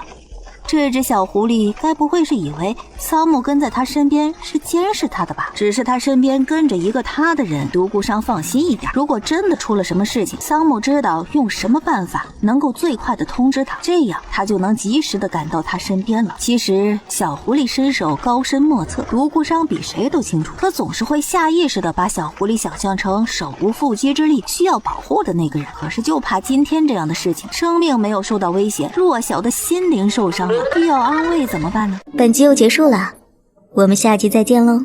独孤商把凤九溪强行带回了九王府，原本凤九溪不乐意，不过一想到晚上他要出去办事儿，这九王府离欧阳将军府近一点，也就没有挣扎了。用过膳以后，独孤商这才去了书房处理公务。这边独孤商一走，凤九溪就松了一口气，拿出了一套夜行衣给自己换上，偷偷摸摸的翻墙出了九王府。走了几步，凤九溪的脸色就黑了下来，七拐八拐躲了起来。桑木傻眼了，站在巷子里一脸的懵逼。跟丢了？怎么就跟丢了？人呢？九王妃一点都不按套路出牌啊！说好的以后我跟着他，怎么才出九王府就把我给甩了？他回去怎么向王爷交代呀？王爷会不会生气打断他的腿呀？就在桑木站在原地怀疑人生的时候，凤九溪从暗处走了出来，拍了拍桑木的肩膀。妈呀，有鬼！九王妃救命啊！听到桑木惊恐大叫的声音，凤九溪嘴角是一阵的抽抽。完了，桑木生病了，病得还不轻，一把匕首放在了桑木的脖子上，夹着嗓子压低了声音：要银子还是要命？识相的，把银子交出来！大家饶命！大家饶命！小的要命！要命！银子给你！这一下凤九溪更无语了。独孤商不会是耍他吧？看他生活太无趣了，然后给他派了一个大傻子。这时桑木把银子拿了出来。大侠，这银子，小的银子都在这里了，你点一点。凤九溪接过桑木递过来的钱袋子，哪知道就在这个时候，桑木反击了。哟，还挺有心机的，知道反抗了。之后半炷香的功夫，凤九溪和桑木才从小巷子里出来。出来的时候，桑木的脸鼻青脸肿。哎呀妈呀，太狠了！九王妃走人比王爷还要狠呢。说好的不打脸，哪知道九王妃每一拳都往他脸上招呼，就因为那钱袋子里是一堆石头。银子呢？你不是说有10两银子，怎么变成石头了？最后凤九溪在桑木身上搜出了20两银子，又把桑木给打了一顿。凤九溪在前面走着，嘴角微微的上扬。他不是视钱如命的人，君子爱财，取之有道。可是现在桑木的身手，凤九溪看不上，又是自己人，不得指点几招吗？那就收点学费吧。所以桑木一开始想要探探凤九溪虚实武力值的时候，就是一个错误的决定。命苦啊，命苦！跟的主子一个比一个狠。凤九溪就这么地和一瘸一拐的桑木来到了衙门外面，看着猫着身子东张西望的九王妃。王妃，咱们来衙门干什么？不是刚刚从衙门离开没有多久吗？桑木的身子凑了过来，离得有点近，原本就有点紧张的凤九溪被吓了一跳，他直接一脚踢在了桑木的屁股上。救人！桑木摔了一个狗吃屎，发出了一声响。可是在接触到凤九溪要吃人的目光的时候，赶紧伸手捂住了嘴巴。王妃，我不说话了，不说话了。那你现在是在放屁。躺好了，别动，就在这里趴着，等等王妃。等会儿我出来没看到你，你死定了，知道吗？凤九溪一脚踩在桑木的背上，一个飞身落到了衙门的院子里。桑木趴在那边撅着腚，硬是没有动一下身体，也没有起来，很是听话。以凤九溪的身手，想要进衙门的地牢很简单，所以当真以为他要放过那个要杀他的死士了？不可能的，暂时放过他是有目的。凤九溪进了地牢，呸，这味道还真的难闻啊，比抠脚大汉的脚都要难闻。其实凤九溪心里清楚是谁要杀他，不就是欧阳媛媛吗？要不然他在京城横行霸道这么多年都没有任何生命危险，怎么下午的时候修理了欧阳媛媛就出事了？找到那个死士被关押的牢房，凤九溪劈开了上面的链子。走，赶紧走，主子让我来救你。说吧，你是谁？你不可能是来救我的人。你走不走？不走，一会儿官兵就过来了。不走，我一心求死。如果你真是主子派来的，麻烦回去告诉一声，奴愧对主子，没脸活下去。好吧，这一刻凤九溪失去了耐心，他就不装了。说的你现在能死一样，想死可没有那么容易。你是九王妃？被你猜出来了。本王妃原本想要放过你的，让你走，你又不走。你也看到了，之前你的兄弟，本王妃都没有想要杀他们的意思，是他们自己寻死。本王妃想要阻止不住啊！你走吧，本王妃放你离开。毕竟本王妃信佛，我家王爷又吃素不杀生。死士内心更加崩溃，跪了下来。不，九王妃，奴不走，你杀了奴吧，求你了。哎呀，不行，我真不杀生。你是不是怕你出去之后被欧阳女将军赶尽杀绝啊？放心，他没有那么丧心病狂的。死士惊恐地盯着凤九溪，这时一把匕首丢在了死士的面前。想死自己动手吧，本王妃已经知道答案了，你们是欧阳女将军的人。那死士看到了匕首，是一脸的亢奋，根本没注意听凤九溪的话。凤九溪确实只是想要试探这个死士而已，看他们到底是不是欧阳女将军的人。从死士的反应，凤九溪已经知道了答案。那死士拿起匕首，没有任何犹豫的抹在了自己的脖子上。之后凤九溪提着死士的身体就出去了。当他回到原点的时候，桑木还是原来的姿势趴在那里。行了，起来。桑木这才起身，交给你一个任务，你把他的尸体还有之前那些死士的尸体送回欧阳将军府，给他们挂在大门口。欧阳女将军的人他自己收尸吧，本王妃可没有那么好心。这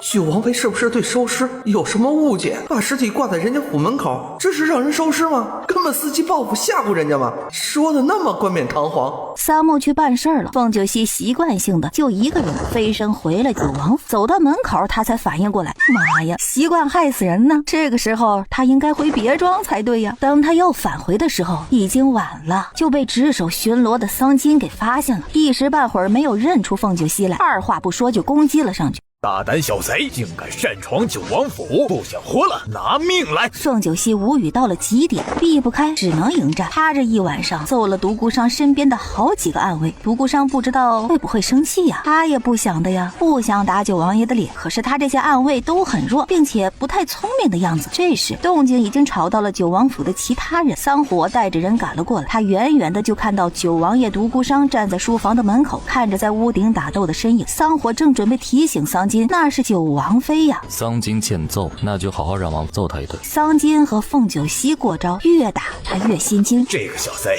身手竟然这么厉害，是来刺杀王爷王妃的吧？小贼报上名来，也不杀没有名讳的人。你姑奶奶，不，你小祖宗！这人的声音怎么那么熟悉啊？好像在哪里听过呀？难道是王爷身边的人，王爷的死对头？可就在桑金愣神的时候，凤九溪一脚踢在了他的腰间，把他从房顶上踢了下来。桑金在地上滚了几圈，才站稳了身子，刚好滚到桑火这边。大哥，上啊！你站着干什么？这孙子身手有点厉害呀，我一个人怕不是他的对手。桑火没有说话。这时桑木正好办事回来，看到这一幕傻眼了。他听到桑金的话，第一反应就是嘿嘿，有伴儿了，今晚上不能他一个人挨揍啊。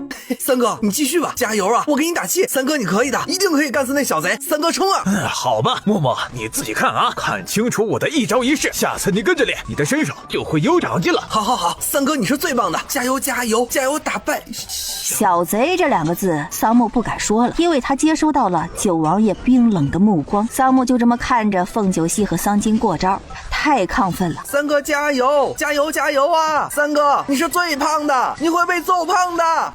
一盏茶后，桑金也被揍了，他已经不想动手了，可是对方还是没完没了，像是打不死的小强。站在一旁的独孤商仿佛感觉到了小狐狸的倦意。好了，很晚了，王妃你该去睡觉了。这一下对面的桑金石化了。今天很晚了，本王妃要回别庄了，改日你要是想挨揍再找本王妃，先走了。话音落下，凤九溪一个飞身就想离开九王府，哪知道独孤商比他更快，一个飞身就抱住了小狐狸，落在了地上。独孤商闻到了凤九溪身上淡淡的血腥味，面色瞬间凝重了，心一紧，受伤了？哪里受伤了？我看看。说着独孤商就要来检查。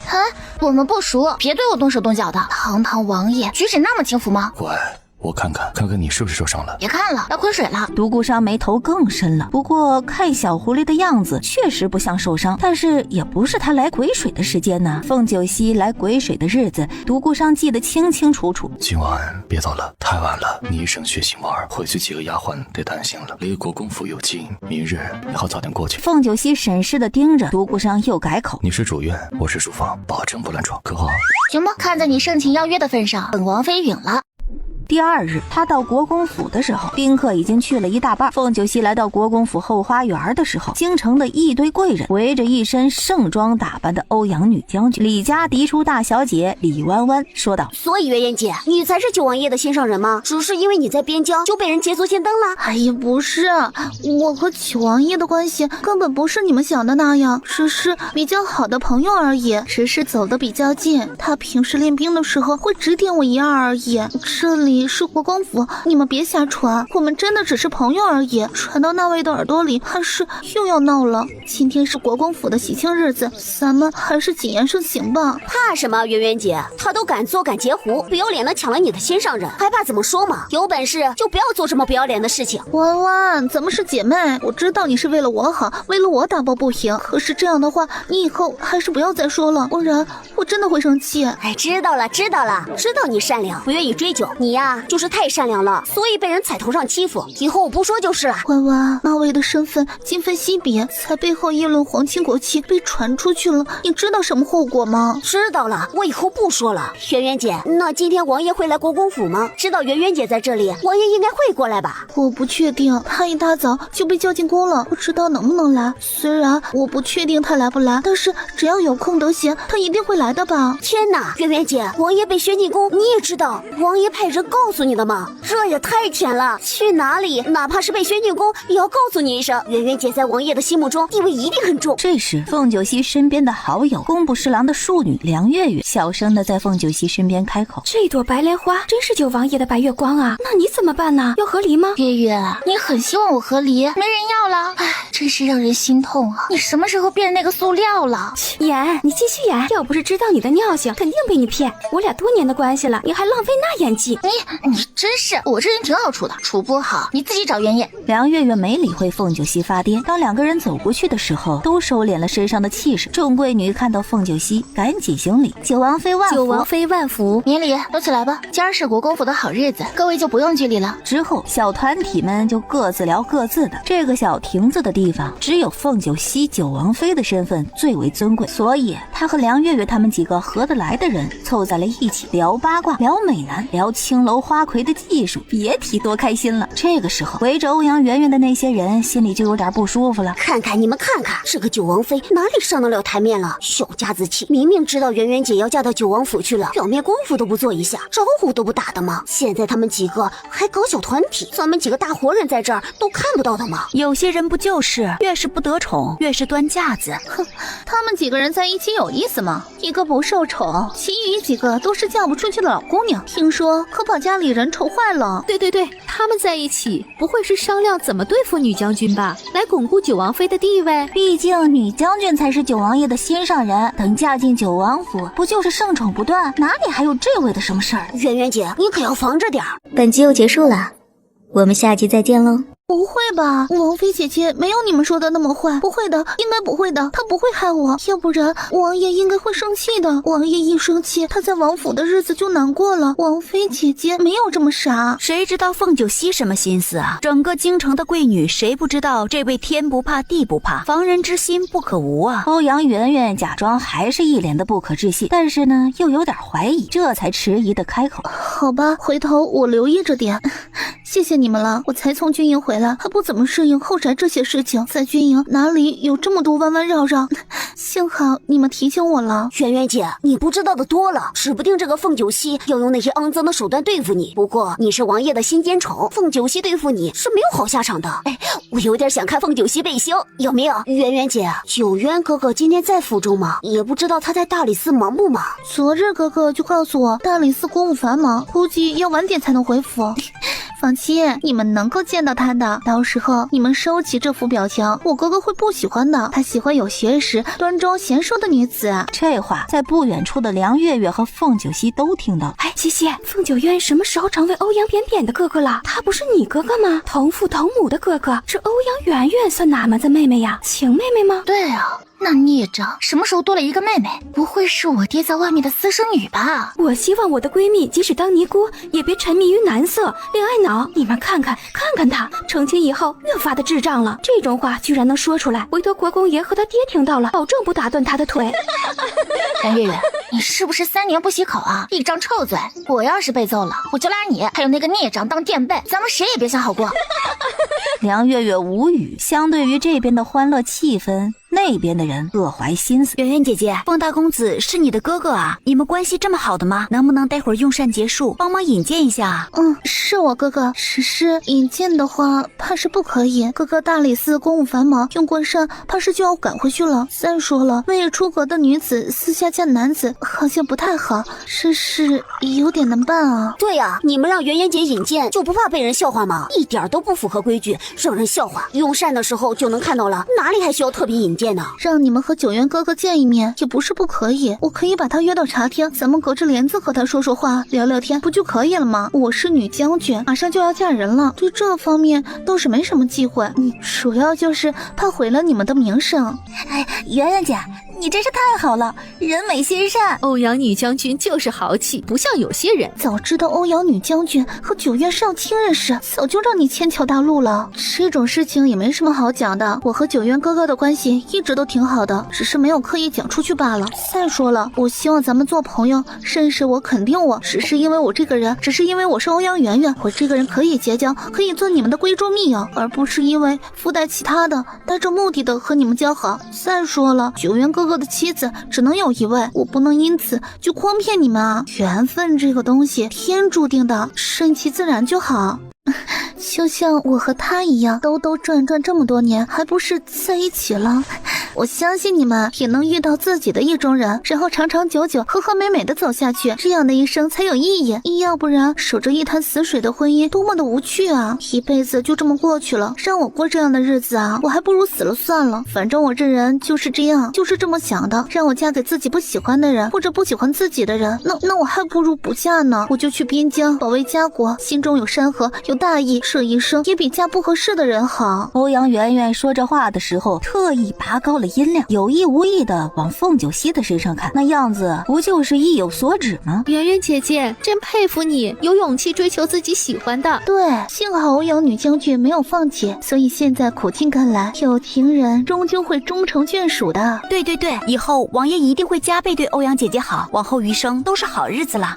我也想做欧阳女将军这样的人，为自己而勇敢。等会儿用完膳，我准备找九渊哥哥表白，一次不行就2次，直到他答应或者我放弃为止。好，我帮忙给你约九渊哥哥见面，就看你能不能成功了。听到这里，凤九溪有点听不下去了。这个年代怂恿人家女子给男子表白，这是安的什么心呢？凤九溪看不下去欧阳女将军那白莲花的样子了。去大理寺把大公子叫回来，给本王妃问一句，他是不是老和尚的木鱼，天生就是挨打的？欧阳圆圆什么时候成为他的妹妹了？亲妹妹还是亲妹妹啊？亲妹妹就把人娶回府，亲妹妹嘛就问他，本王妃的爹是不是在外面乱搞男女关系，养了外室了？现在外室都到国公府来猖狂了。再顺便告诉凤九渊一句，这欧阳女将军脚踏2只船，一边做妹妹，一边想要抢本王妃的男人，真是老母牛不下崽，牛逼坏了。原话就这么告诉他。是，小姐。如意快速的离开，去了大理寺。梁月月对着凤九溪比了一个大拇指，牛掰呀！你就不怕你哥回来跟你打起来？你现在打得过你哥不？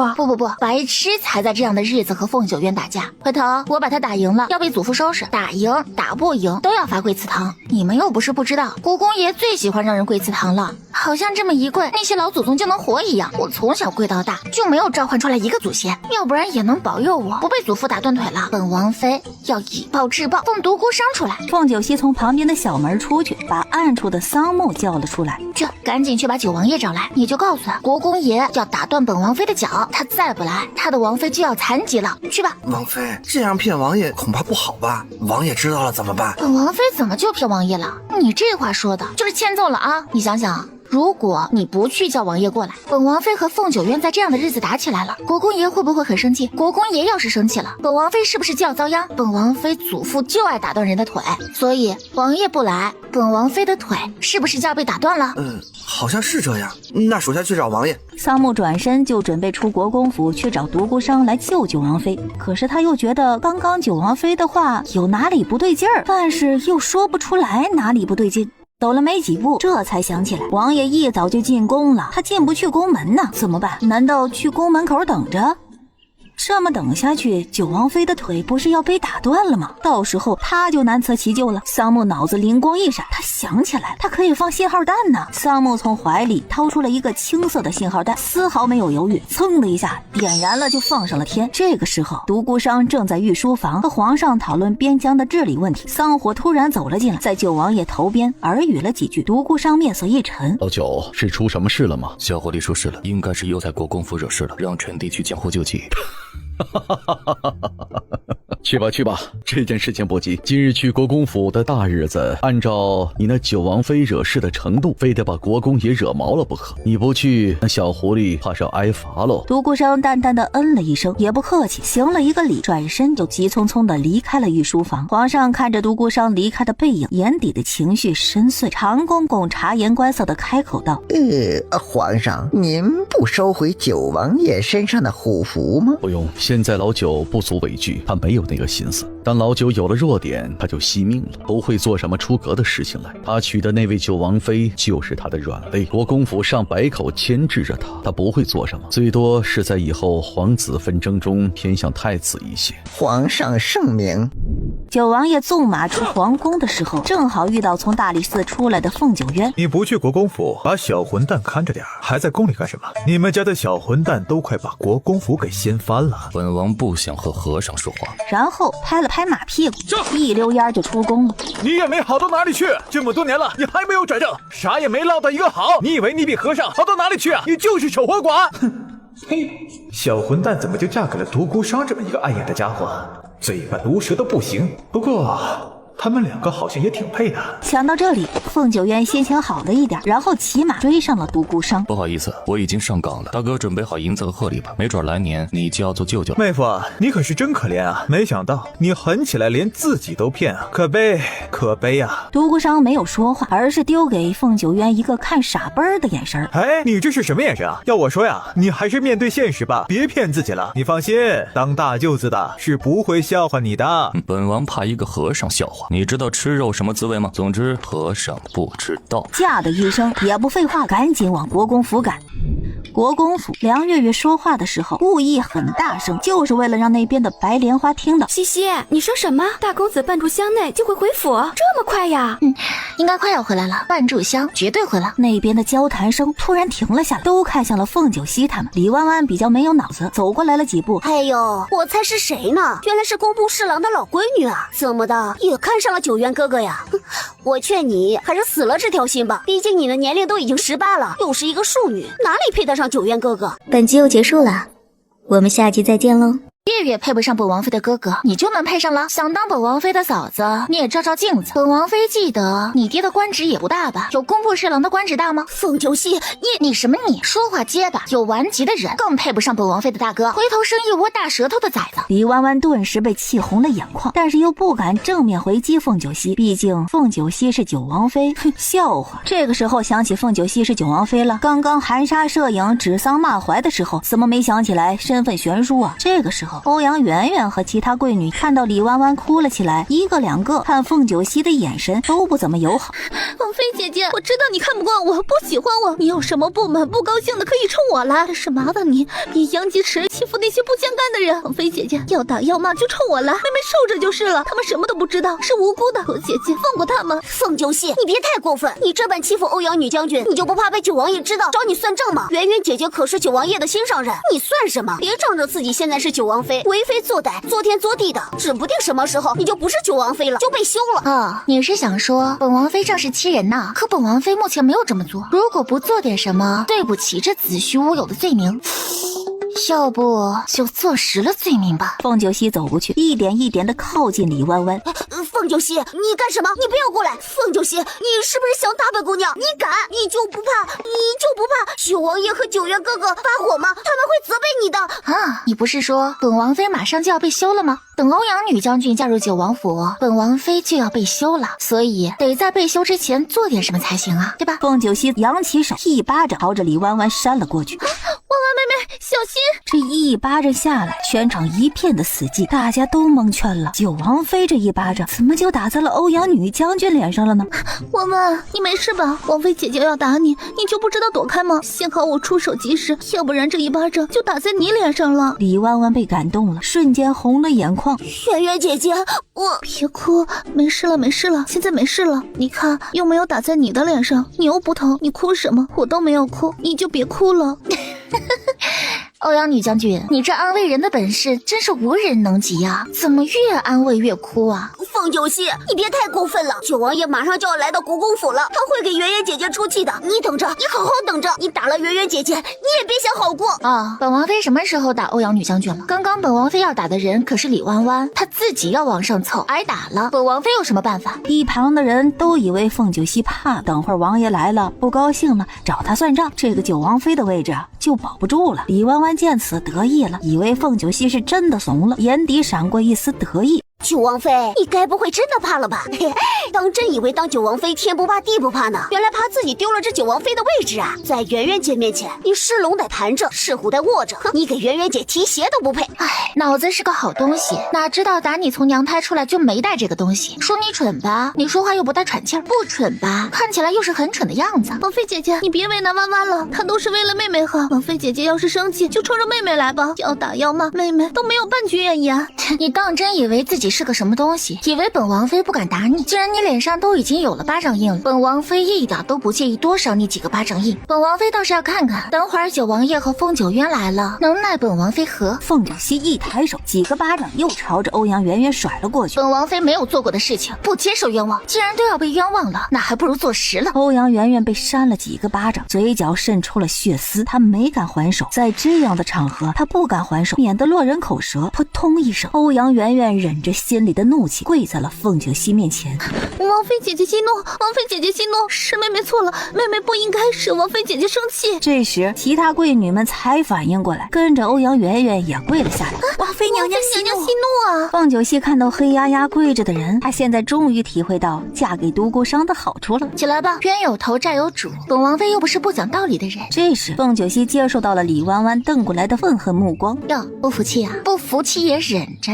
谁让本王妃是王妃？你只是大臣之女呢。别说你不可能嫁给本王妃的哥哥了，即使真的嫁过来了，成为了本王妃的嫂子，你见到本王妃也得行礼问安，知道吗？欧阳圆圆突然眼尖的看到不远处的凤九渊了，起身大步的朝着凤九渊走了过去。九渊哥哥，九渊哥哥，你别责怪王妃姐姐，是圆圆错了，是圆圆让王妃姐姐不开心了。走过来的凤九渊一脸的蒙圈呢，完全没有搞清楚状况，就变成了现在这个样子。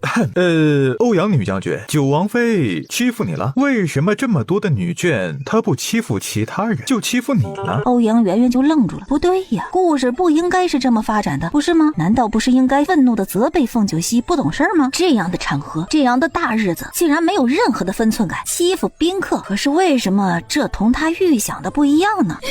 九渊哥哥，圆圆也不知道圆圆为什么就惹了王妃姐姐，是因为圆圆来了国公府来错了吗？圆圆也想知道原因。这一声一声的哥哥让凤九渊眉头蹙了起来，他只有小混蛋这么一个妹妹，什么时候多了一个妹妹了啊？就在凤九渊疑惑的时候，不，你没有来错。国公府今日宴请了文武百官，欧阳女将军可是女子中的翘楚。原本本王妃还挺敬佩欧阳女将军能够上阵杀敌，简直就是巾帼不让须眉。可今日一见才知道，传言虚假呀！欧阳女将军，真是你本人在战场上立了战功吗？听到凤九溪这话，欧阳圆圆心咯噔一声。王妃姐姐，你可以讨厌妹妹，不喜欢妹妹，但是不能这般折辱妹妹。妹妹10岁就跟着祖父在边疆历练，一身的军功。王妃姐姐这些话是在质疑欧阳家对朝廷的忠诚吗？倒也不是，欧阳家世代忠烈，让人敬佩。只是欧阳女将军的言行举止有点让人大跌眼镜啊！欧阳圆圆正想说什么，又被凤九溪抢了一个先。知道了，本王妃知道了。欧阳女将军想说，战场上没有那么多讲究，也不讲究礼节。行，确实豪迈豪爽，本王妃敬佩。欧阳媛媛确实说不过凤九溪，转头看向凤九渊，九渊哥哥，你就这么看着王妃姐姐欺负圆圆吗？王妃姐姐就是欺负圆圆，无父无母，也没有哥哥，只是和祖父相依为命吗？欧阳女将军，请谨言慎行。你一口一个九渊哥哥，这不合适。你我并无私底下的交情，劳烦欧阳女将军唤在下一声九渊少卿，或者是凤大公子也行。在下没娶亲，欧阳女将军也未出阁，还是止乎于礼的好。九渊哥哥，你小混蛋什么都好，就是不会像这般的撒娇哭泣来阴的。欧阳女将军，你叫九王妃姐姐也不合适吧？国公府并未有比九王妃小的小姐，在下的爹娘也并未收过任何的干女儿。如果在下记得不错，欧阳女将军年方应该是比舍妹大的。纵然欧阳女将军比舍妹年纪小，君臣之别，何来姐妹称呼呢？在下这么一个哥哥，在九王妃的面前也得行礼。欧阳女将军，还是请谨言慎行吧，别让欧阳家满门的忠烈蒙羞啊！这个时候，不知道是谁突然来了一句：“九王爷来国公府了。”等等，独孤商这只老狐狸，他不是和他一起回国公府的吗？这货进了国公府的大门，就去岳父岳母那儿，还有国公爷那边刷存在感。所以这只腹黑的老狐狸一点都不在乎他妹妹的死活吗？传言九王妃不受宠，难道小妹真的不受宠？当初皇上下旨赐婚凤九溪和九王爷的时候，当天晚上凤九渊就瞒着所有人夜探了九王府，哪知道独孤商看到凤九渊，大哥。孤独商，你怎么回事？你这一声大哥，下官可受不起啊！舍妹是不会嫁给你当九王妃的，她不接受你有3妻4妾，也不接受你将来会有侧妃、有通房。她的婚姻观是一生一世一双人，弱水3千，只取1瓢。你们不合适。独孤商一张冷漠的脸，抬头看向凤九渊，脸上是从未有过的认真。巧了，本王也是这么想的。娶到妻儿3生有幸，同她一生相濡以沫，老了儿孙绕膝，就是本王的追求。本王要娶她，只有她。那一晚，凤九渊没有回国公府，而是和独孤商两人谈天说地，有了革命的友谊。就这么一顿酒，凤九渊就把这妹妹给卖了。所以，关于独孤商对小狐狸的深情，对他那个心思，凤九渊没有透露半句话。李弯弯走过去，凤大公子，不管怎么样，这也不是九王妃打人的理由。圆圆姐姐的脸都被他打肿了。九王妃确实高高在上，但是不是忘了，现在圣王朝的太平盛世是因为有欧阳家的忠烈，咱们不应该对欧阳家唯一的后人宽待一点吗？九王爷要是知道了王妃打了欧阳姐姐，指不定多生气呢。本王妃要打的人不是你吗？你的欧阳姐姐那是冲过来替你挨的巴掌，你应该感谢你的圆圆姐姐，让你少受了皮肉之苦。至于后面那几巴掌，本王妃可不接受什么子虚乌有的罪名，都被定罪了，自然要把这罪名落实了。至于九王爷知道本王妃打了他的意中人会不会生气，把九王爷叫过来不就行了吗？去前院把九王爷叫过来，就说本王妃欺负了他的意中人，让他来后院为他的意中人撑腰。谁也没想到凤九溪竟然让丫鬟把九王爷叫来了后花园，这是什么骚操作呀？九王妃已经胆大到这种地步了吗？还是有恃无恐？明知道欧阳女将军是九王爷的心尖宠，这个时候把九王爷叫过来，他知道是什么后果吗？欧阳媛媛此刻是一脸的铁青，有点心慌了。他和九王爷其实他们两个人没有互生情愫，只是他一个人的单恋而已。怕独孤商过来拆穿他的谎言，怕被人唾弃，被人看不起，丢了欧阳家的脸面。九王爷回京有几日了，他日日进宫，皇上不可能没有提过赐婚这事儿，九王爷没有反对，皇上也没有说什么，这不就是默认了吗？所以想到这里，欧阳媛媛就想通了，九王爷马上就要来后花园了，这对于他来说根本就不是一件坏事啊，或许还是一件好事儿。毕竟九王爷已经默认了他成他的平妻了。王妃姐姐，妹妹真的没有想到你会这般不待见妹妹。妹妹和九王爷之间情真意切，原本妹妹想着王妃姐姐在九王府也不容易，新婚夜就成了下堂妇，所以格外的让着姐姐。只是不想日后妹妹进门以后，王妃姐姐的日子更难过。现在妹妹一再的退让，得不到王妃姐姐的理解就算了，王妃姐姐还这般对妹妹，妹妹真是伤心。既然如此，妹妹也不想再顾及王妃姐姐了。走到现在，只能怪姐姐咎由自取。王妃妃姐姐日后一定会悔恨的。对，凤九溪，你以为自己多了不起，整天顶着九王妃的头衔招摇过市，可实际上你就是不受宠。该不会到现在九王爷还没有脱你圆房吧？你可真可悲，你的存在简直就是国公府的笑话，是国公府的耻辱。凤九溪怒了，他这人有一个习惯，那就是嘴炮可以，但是不能祸及家人呢。如意，掌他嘴！本王妃和王爷的闺房之事，岂容一个外人议论？是王妃，你敢？凤九溪，你当真无所顾忌，不在乎国公府的名声吗？如意揪着李弯弯的衣领，上去就是一个大嘴巴，啪啪啪的继续来。本集又结束了，我们下集再见喽。欧阳圆圆大喝一声：王妃姐姐，你干什么？你有气就对着妹妹发，你伤害无辜的人干什么？王妃姐姐，你住手！再不住手，妹妹就对你不客气了，让你住手！狗叫什么？先说好，不管伤了死了，都是个人行为，只是切磋，不殃及其他人，你同意吗？可以，那今日妹妹就好好和姐姐切磋切磋。欧阳圆圆出手，一点都不客气，一出手就是全力。此刻他快要气疯了，心里的怒气不知道怎么发泄，那就拿凤九溪开刀吧。前院的茶厅聊得很热闹，这时突然有一个小厮匆匆忙忙跑进来。国公爷，国公爷，不好了，不好了！欧阳女将军和九王妃在后花园打起来了。嗖的一下，独孤商从主位上站了起来，大步的往后花园走。打起来了，小狐狸有没有受伤啊？欧阳圆圆的身手，独孤商心知肚明。虽然他也清楚小狐是不会武，关心则乱。这一刻的独孤商甚至忘记了他手底下的暗卫桑木和桑金都不是凤九溪的对手。九王爷对自家的小狐狸不知道有多大的滤镜，才会认为小狐狸会受伤，手无缚鸡之力。欧阳老将军看到这一幕，一个飞身上去：圆圆，你住手！你这成何体统？气死老夫了！真是气死老夫了！祖父，你放开！你是孙女，一定要好好教训凤九溪。胡闹！你是想气死本将军吗？妈的，小王八蛋又惹祸了！不用看，一定就是这个小王八蛋惹祸了。下来，你给老夫下来，快点！看到国公爷，凤九溪眼底闪过一丝心虚，却又不得不下来。他来到国公爷的身边，脚一软就跪了下去。祖父，祖父，你要为希儿做主啊！这欧阳女将军欺负希儿，都欺负到国公府来了，让希儿让出九王妃的位置。希儿才是名正言顺的九王妃，九王爷要是想要纳妾娶妻，希儿不反对，敲锣打鼓迎进门就是了。可是这欧阳女将军太过分了，她说要让希儿主动让位，她说她和九王爷两情相悦，早已经暗许周身，她眼底容不下希儿这个正妃，让希儿自己主动提出和离，给希儿和国公府留一个体面。祖父，你要为希儿做主啊！放屁！凤九溪，你就是放屁！本将军什么时候说过这样的话了？谁听到了？你说了，你刚刚用鞭子追着本王妃打的时候你就说了，你别不承认。你什么你啊？堂堂女将军，敢说不敢认，算什么巾帼英雄？凤九溪，你简直是在放屁，血口喷人！你有本事就和本将军痛痛快快的打一场，背后隐忍算什么本事？将军要和你比一场，真真正正的比一场。要是你赢了，本将军愿赌服输，从此见到你的面躲着走；要是你输了，磕头道歉，风风光光的办酒席，迎娶本将军进门，如何？可以，你的挑战本王妃接受了。不过至于你能不能进九王府的门，那可不是本王妃能够决定得了的事情，你得问问九王爷。这下所有人的目光全部落在了独孤商的身上，九王爷的态度才是重中之重啊。不过传言欧阳女将军是九王爷的意中人，年少的梦应该会娶她进九王府的吧。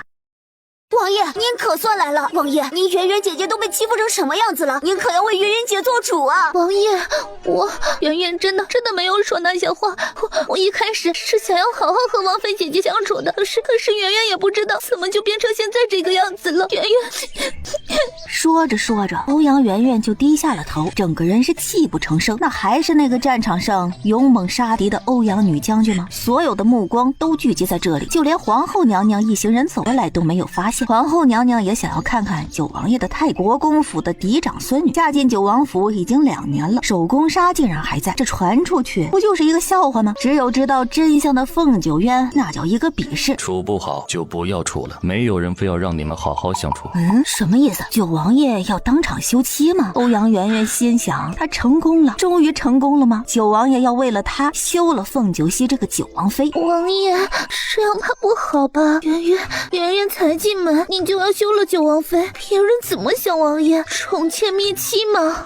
王爷三思，为了王爷的声誉和威望，圆圆愿意试着和王妃姐姐和平共处。王爷还是不要休妻了吧。梁月月有点听不下去了。欧阳女将军真是咱们圣王朝女人中的典范呐！夫子教书的时候，你耳朵打蚊子去了吧？梁月月怎么哪里都有你的事情？凤九溪这般羞辱圆圆姐姐，欺负她。现在王爷为了圆圆姐姐要休妻，怎么了？有错吗？还是圆圆姐姐大度，不像有些人小家子气，难登大雅之堂。善妒的女人是做不了长家主母的，一点容人的度量都没有。你有容人的度量，那就祝你以后嫁人，夫君三妻四妾，万事一堆，青楼再养几个女子，一起共享天伦之乐。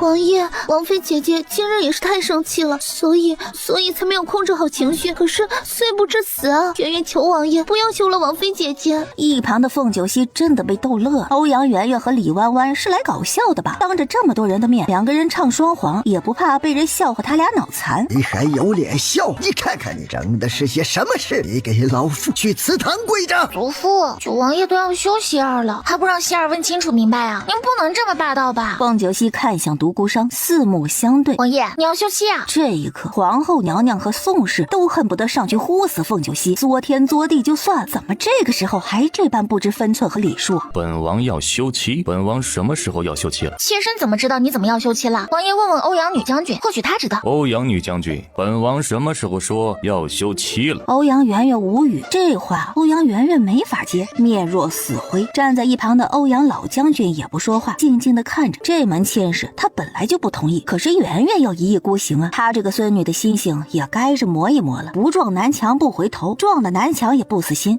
欧阳圆圆不说话，并不代表独孤商就这么放过他了。欧阳女将军，本王没有说过要休妻，今天没有，以后都不会有。还望欧阳女将军谨言慎行。至于什么平妻不平妻的事情，本王早已经回了皇上和老将军。本王此生只娶一妻，那就是凤九溪，没有侧妃，更不会有平妻。至于这佛珠，也并非欧阳女将军口中那般，是本王与欧阳女将军的定情信物。本王洁身自好，与女将军止乎于礼，私底下并未有任何交集。本王信佛，那是因为九王妃体弱多病，本王带她去黄觉寺，虔诚的在佛前许愿，愿九王妃平安喜乐。本王信佛，吃素3年。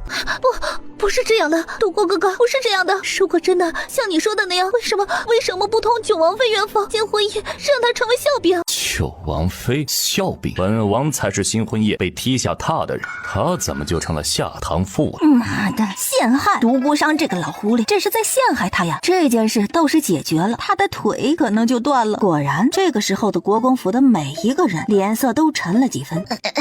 王爷，你怎么那么风趣呢？同大家开一个这么大的玩笑。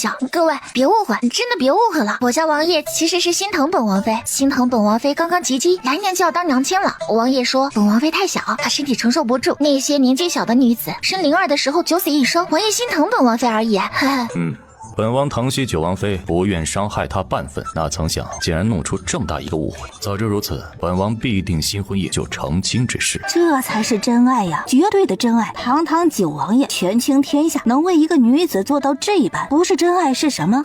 不可能，不可能！九王爷的意中人不是圆圆姐姐吗？怎么变成凤九溪了？本王的心上人一直都是九王妃，并未变过，许她便是本王年少的梦想，从不曾改变，眼里心里都是她，怎能容得下其他的女人？不是这样的，我不接受，我不接受！凤九溪，你我堂堂正正的比一场，女将军不将计，在武术之上还能输于你，你敢不敢应战？敢啊！怎么不敢？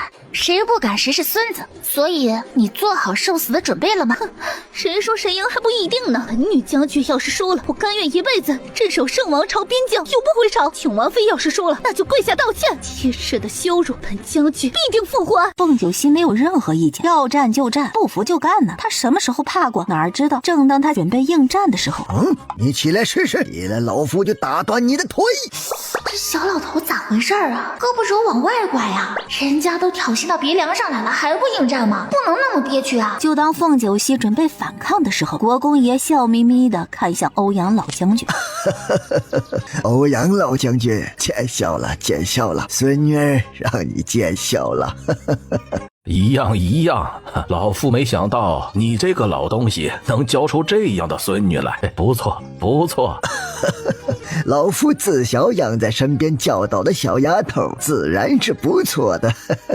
不错是不错，不过听说这身子骨弱了点，没有老夫家的圆圆皮实，她自幼习武，这身体就是好。当年老夫就让你把孩子送到边境去历练，你非得散养，现在看出差距来了吧？欧阳老儿，你再说一遍，谁差了？谁比你家的孙女差？希儿吗？嘿，老夫家的希儿哪里差了？哼，老夫看她哪里都比你家孙女好。别以为丢了边境几年就镀金回来了，老夫家丫头没去边境吃苦，照样报答你家孙女。什么？你说谁报答谁？你还要不要脸？这当年你家的凤家军要不是占了先机，能赢？呸！输了就输了，多大一把年纪了还狡辩？照老夫讲，你家孙女就是没有我家西西强。希儿，走，咱们去沙场比试，让欧阳老儿知道凤家军才是最厉害的，凤家的拳法，凤家武功天下第一。走就走，怕你啊？圆圆，一会儿出手不用手下留情，往死里打，把咱们杨家军的军威拿出来。原本这俩老头是来劝架的，可是不知道怎么讲着讲着，两个人倒是怼起来了。看着那俩老头吵着去了沙场。原来本王妃和欧阳圆圆不对付是遗传啊，天生的。众人无语，原本是来贺寿的，也不知道怎么就演变成了比武大赛。别输了，知道吗？你要是输了，老子打断你的腿，知道吗？祖父，我知道要赢，但是也不带这么威胁的吧？哎，祖父，我偷偷告诉你一个秘密，大哥认了欧阳圆圆做妹妹，所以你也是欧阳圆圆的祖父。不对，外祖父。丢下这么一个深水炸弹，凤九溪脚尖一点，上了梅花桩。欧阳女将军，这一次本王妃可不会放水了哟，你别轻敌，全力以赴。本王妃怕你输得太难看，欧阳老将军身体受不住。凤九溪，你就一张嘴厉害，今日本女将军受的屈辱，此刻都要百倍讨回，你就等着受死吧。话音落下，欧阳圆圆一鞭子毫不留情的就朝着凤九溪甩了过去。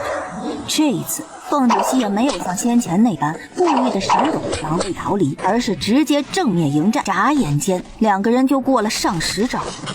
凤九溪真的拿出了实力的那一刻，欧阳圆圆有点愣神了，他感觉到了来自强者的压迫。就在这么一愣神之间，凤九溪手里的红绸鞭甩了过去，欧阳圆圆来不及闪躲。凤九溪，你受死吧！哟，这就气急败坏了呀，他还只是用了4成的力呢。本集又结束了，我们下集再见喽。欧阳女将军要开席了，本王妃要去用膳，那就委屈你说一下子了。王旺，本将军一定不会输的，绝对不会输。凤九溪，你受死！行了，别垂死挣扎了，本王妃要开始攻击了。就在这时，凤九溪手上的那条红绸像是长了眼睛一样，化身成为了一条巨龙，威严无比。不过几个呼吸，凤九溪一人立在梅花桩上。欧阳圆圆，你输了。欧阳圆圆一脸震惊地站在那，久久没有动弹，仿佛还是不能接受这个结果。可是那些交织在一起的疼痛都提醒着他输了。我输了。凤九溪，之前的话，本女将军说话算话。5年不再回京城，5年后，本将军能不能再找你比武？可以，不过不管是5年、10年，结果都不会改变。你要是不介意，再输给本王妃一次，你随意来挑战。今日来国公府的人还有一些武官，就连那个年轻的武状元也在其中。看到凤九溪和欧阳圆圆过招，早就已经跃跃欲试了。九王妃，下官能不能对你发起挑战？这位，其实本王妃的哥哥九渊少卿更厉害，本王妃一直都是他的手下败将。咱们节约时间，你们也可以挑战一下九渊少卿，毕竟本王妃也被他打得还不起手。凤九渊无语，他妈的，他就是个看戏的好吧，怎么又成背锅的了？随即独孤商补刀，桑火，风大公子身手了得，你可以去讨教几招。是。凤九渊心里在恨恨地问候独孤商，他妈的，这两夫妻，九王妃挖坑，九王爷埋土，专治渣渣250。凤大公子，请。凤九渊无语啊，他能不去吗？奈何这么多人看着，他不能不去。凤九溪朝着独孤商看过去，大宝贝儿，你真棒，回头给你加餐。凤九溪一个飞身落下了梅花桩，大哥看好你哦，加油加油！凤大公子请。凤九渊很是不情愿，却还是上了梅花桩，同桑火打了起来。祖父，6有3级，我去如个厕啊！10万虎级，歇着去就来。不等国公爷反应，凤九溪赶紧朝后花园如厕的方向跑去。如意见此也跟了过来。凤九溪轻车熟路的来到了国公府比较偏僻的地方，带着如意就准备翻墙跑路。如意，你看着点，等王妃先跳过去，之后你跟过来。小姐，咱们不等王爷一起回府吗？哎呀，等不了啦！再等，王妃的腿要被打断了。凤九溪一个飞身，准备跳墙出去，哪知道这个时候，一张大网从天而降。国公爷，网住了呀！小姐她果然要逃。国公爷，网住了，小姐果然要逃。好啊，你个小王八蛋，果然是想跑！哼，幸好老夫了解你。跑啊，我让你跑，你现在跑一个试试。凤九溪对天翻了一个白眼。他能说什么？怪他大意了，轻敌了呗。待在渔网里动弹不得的凤九溪是一脸的生无可恋，但是心里也有疑惑呀。国公爷怎么知道他要往这个地方逃跑呢？祖父，你让他们松开，我不跑了，不跑了还不行吗？我乖乖听你话。你的话有半分可信度吗？别白费力气了，嘴巴张开。我不要吃3公丸。老爷子，你就不怕你孙女武功没了？要是遇到坏人，毫无还手之力吗？你要是失去了我这个乖巧懂事、如花似玉的孙女，该怎么办？啊呸！在国公府，你能出什么事情？有你爹、你大伯、你大哥，还有九王爷在，能出什么事？你就说，你能出什么事？凤九溪不说话，确实出不了什么事儿，那就是他不能逃跑了呗，还能咋的？张嘴巴吃下去呗，不能浪费太医的一片心意。幸好当初老夫有先见之明，知道你们这些一个两个的不服管教，特意找他讨这些3公丸，没想到这玩意真有用。有用，确实有用，他能说没用吗？他和凤九渊这个孽障就吃了这个3公丸的苦，每次闯祸都逃不掉，吃挣扎也没用。凤九溪这才愤恨地吃了下去。咋整啊？抵死反抗吗？气死老爷子吗？现在他只能寄希望于独孤商了。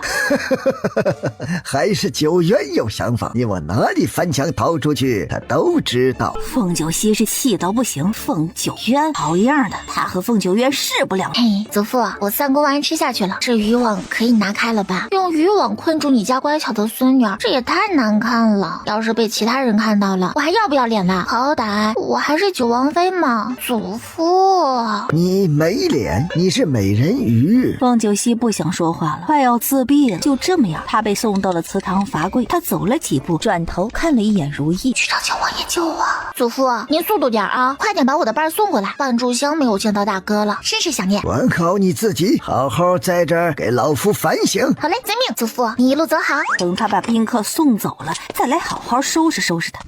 这边宋香轩被凤九溪扇了几个耳光后，就出了国公府。宋香轩跑出国公府，就去茶楼找右相夫人。你的脸怎么回事？你好歹是右相府的儿媳，谁敢打你？国母，没有谁打儿媳，是儿媳自己不小心撞的。你当本相夫人是3岁小儿，虽然你相公是庶出，但是好歹是丞相府的2公子，是怎样的权势让你被打了还不敢开口？是不是国公府的人？是轩儿也不知道做错了什么，那九王妃冲上来就打轩儿真的不知道自己错在哪里。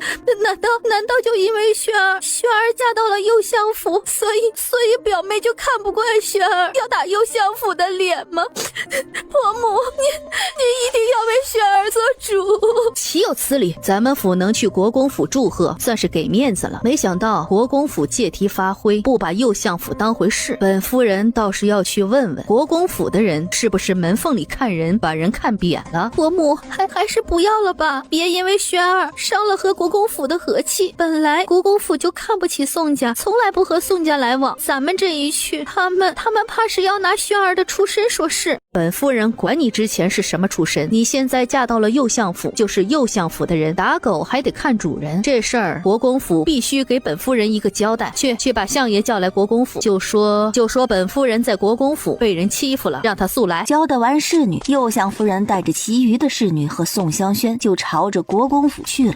跪在祠堂的凤九溪确定国公爷走远了，凤九溪这才把一直藏在嘴里的3公丸吐了出来。这时一个不合时宜的声音响了起来，肚子饿了。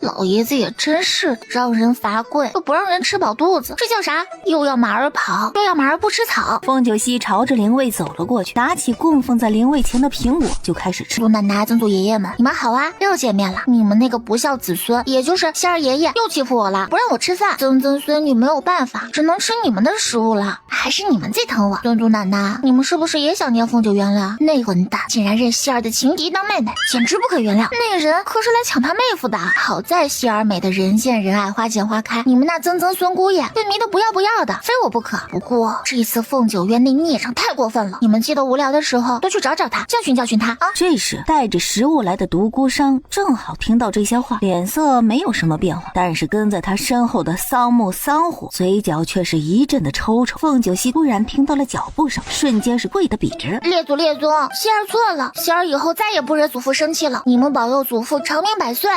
没动静了，怎么就一点动静都没有了呢？转过来头的时候，面前立了一个人。妈呀，闹鬼！妈妈咪，曾祖父，你们活了，被希儿跪活了！你们救救我，祖父要打断我的腿！听到这熟悉的声音，凤九溪这才抬起头来。王爷怎么来了？这是来秋后算账。他快速起身。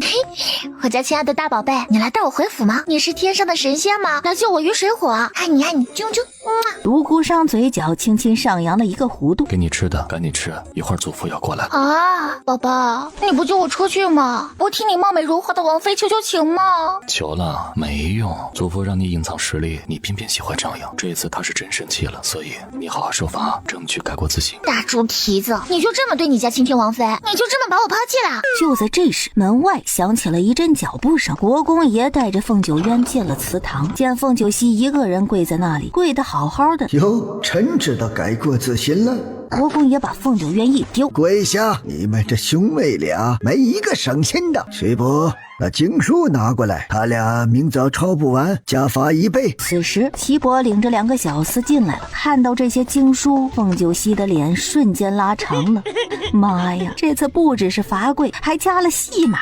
国公爷没时间陪他们耗，丢下那些经书和纸张，转身离开。刚刚走，凤九溪就冲过去打凤九渊。孽障，你坑我！你竟然让祖父用渔网抓我！你找死！哎，小王八蛋，我什么时候认欧阳媛媛当妹妹了啊？你个没良心的货，老子今天非得收拾你不可！2个人就这么扭打在了一起。凤九溪这时冲着暗处道：王爷，你就看着凤九渊欺负你家宝贝王妃，你再不来帮忙，1年都不让你进我房门！我操，凤九溪，你耍赖！半炷香后，故事落幕了。祠堂里出现了特别诡异的一幕，凤九溪坐在一旁啃鸡腿，独孤商和凤九渊2个大男人坐在案几上抄经文。王爷啊，相公，你字迹别写那么好，歪歪扭扭一点，就好像蚯蚓在爬，要不然祖父不相信是我写的。记住，写丑一点。独孤商没有说话，但是下笔的时候字迹确实是越来越丑。你就不怕我去告状啊？看什么看？你没看过美女啊？你有本事就娶个娘子回来帮你抄经文啊！别嫉妒，别羡慕，羡慕不来。喂，眼睛瞪出来也没用，你没娘子。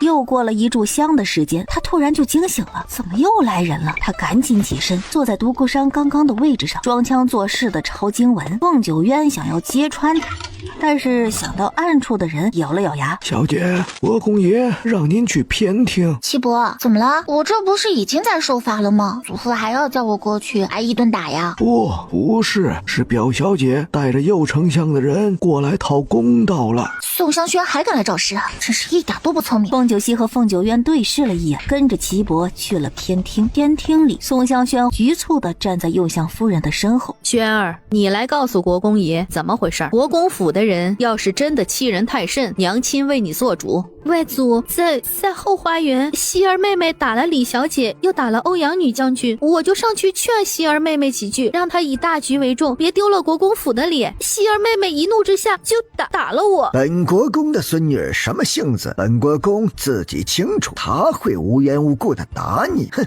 你说了什么话，做了什么事，你怎么不原原本本的说出来？国公爷，我没有，轩儿真的没做什么，希儿妹妹她就宋香轩说着说着就开始猛掉眼泪，那样子看上去毫不委屈。国公爷这气势都吓到孩子不敢说实话了。来的路上，本夫人就问清楚了，就是国公府的人不分青红皂白打了轩儿，这事儿你们国公府必须要给咱们丞相府一个交代。这时，凤九溪一脚踏进了偏殿。右相夫人是不是找错府了？人是本王妃打的，关国公府什么事？要交代也应该去九王府要交代。夫人年纪不大，不会就患有老年痴傻症了吧？本王妃一人做事一人当，到了宋香轩又怎么样？本王妃还说过，见他一次打一次。凤九溪走过去，甩手又是干净利落的2巴掌。本集又结束了，我们下集再见喽。打他又怎么样？当你们相府人的面，本王妃还打他。好啊，你们国公府的人简直是欺人太甚，当着相爷和本相夫人的面也敢打相府的人，你们真是无法无天了。国公爷，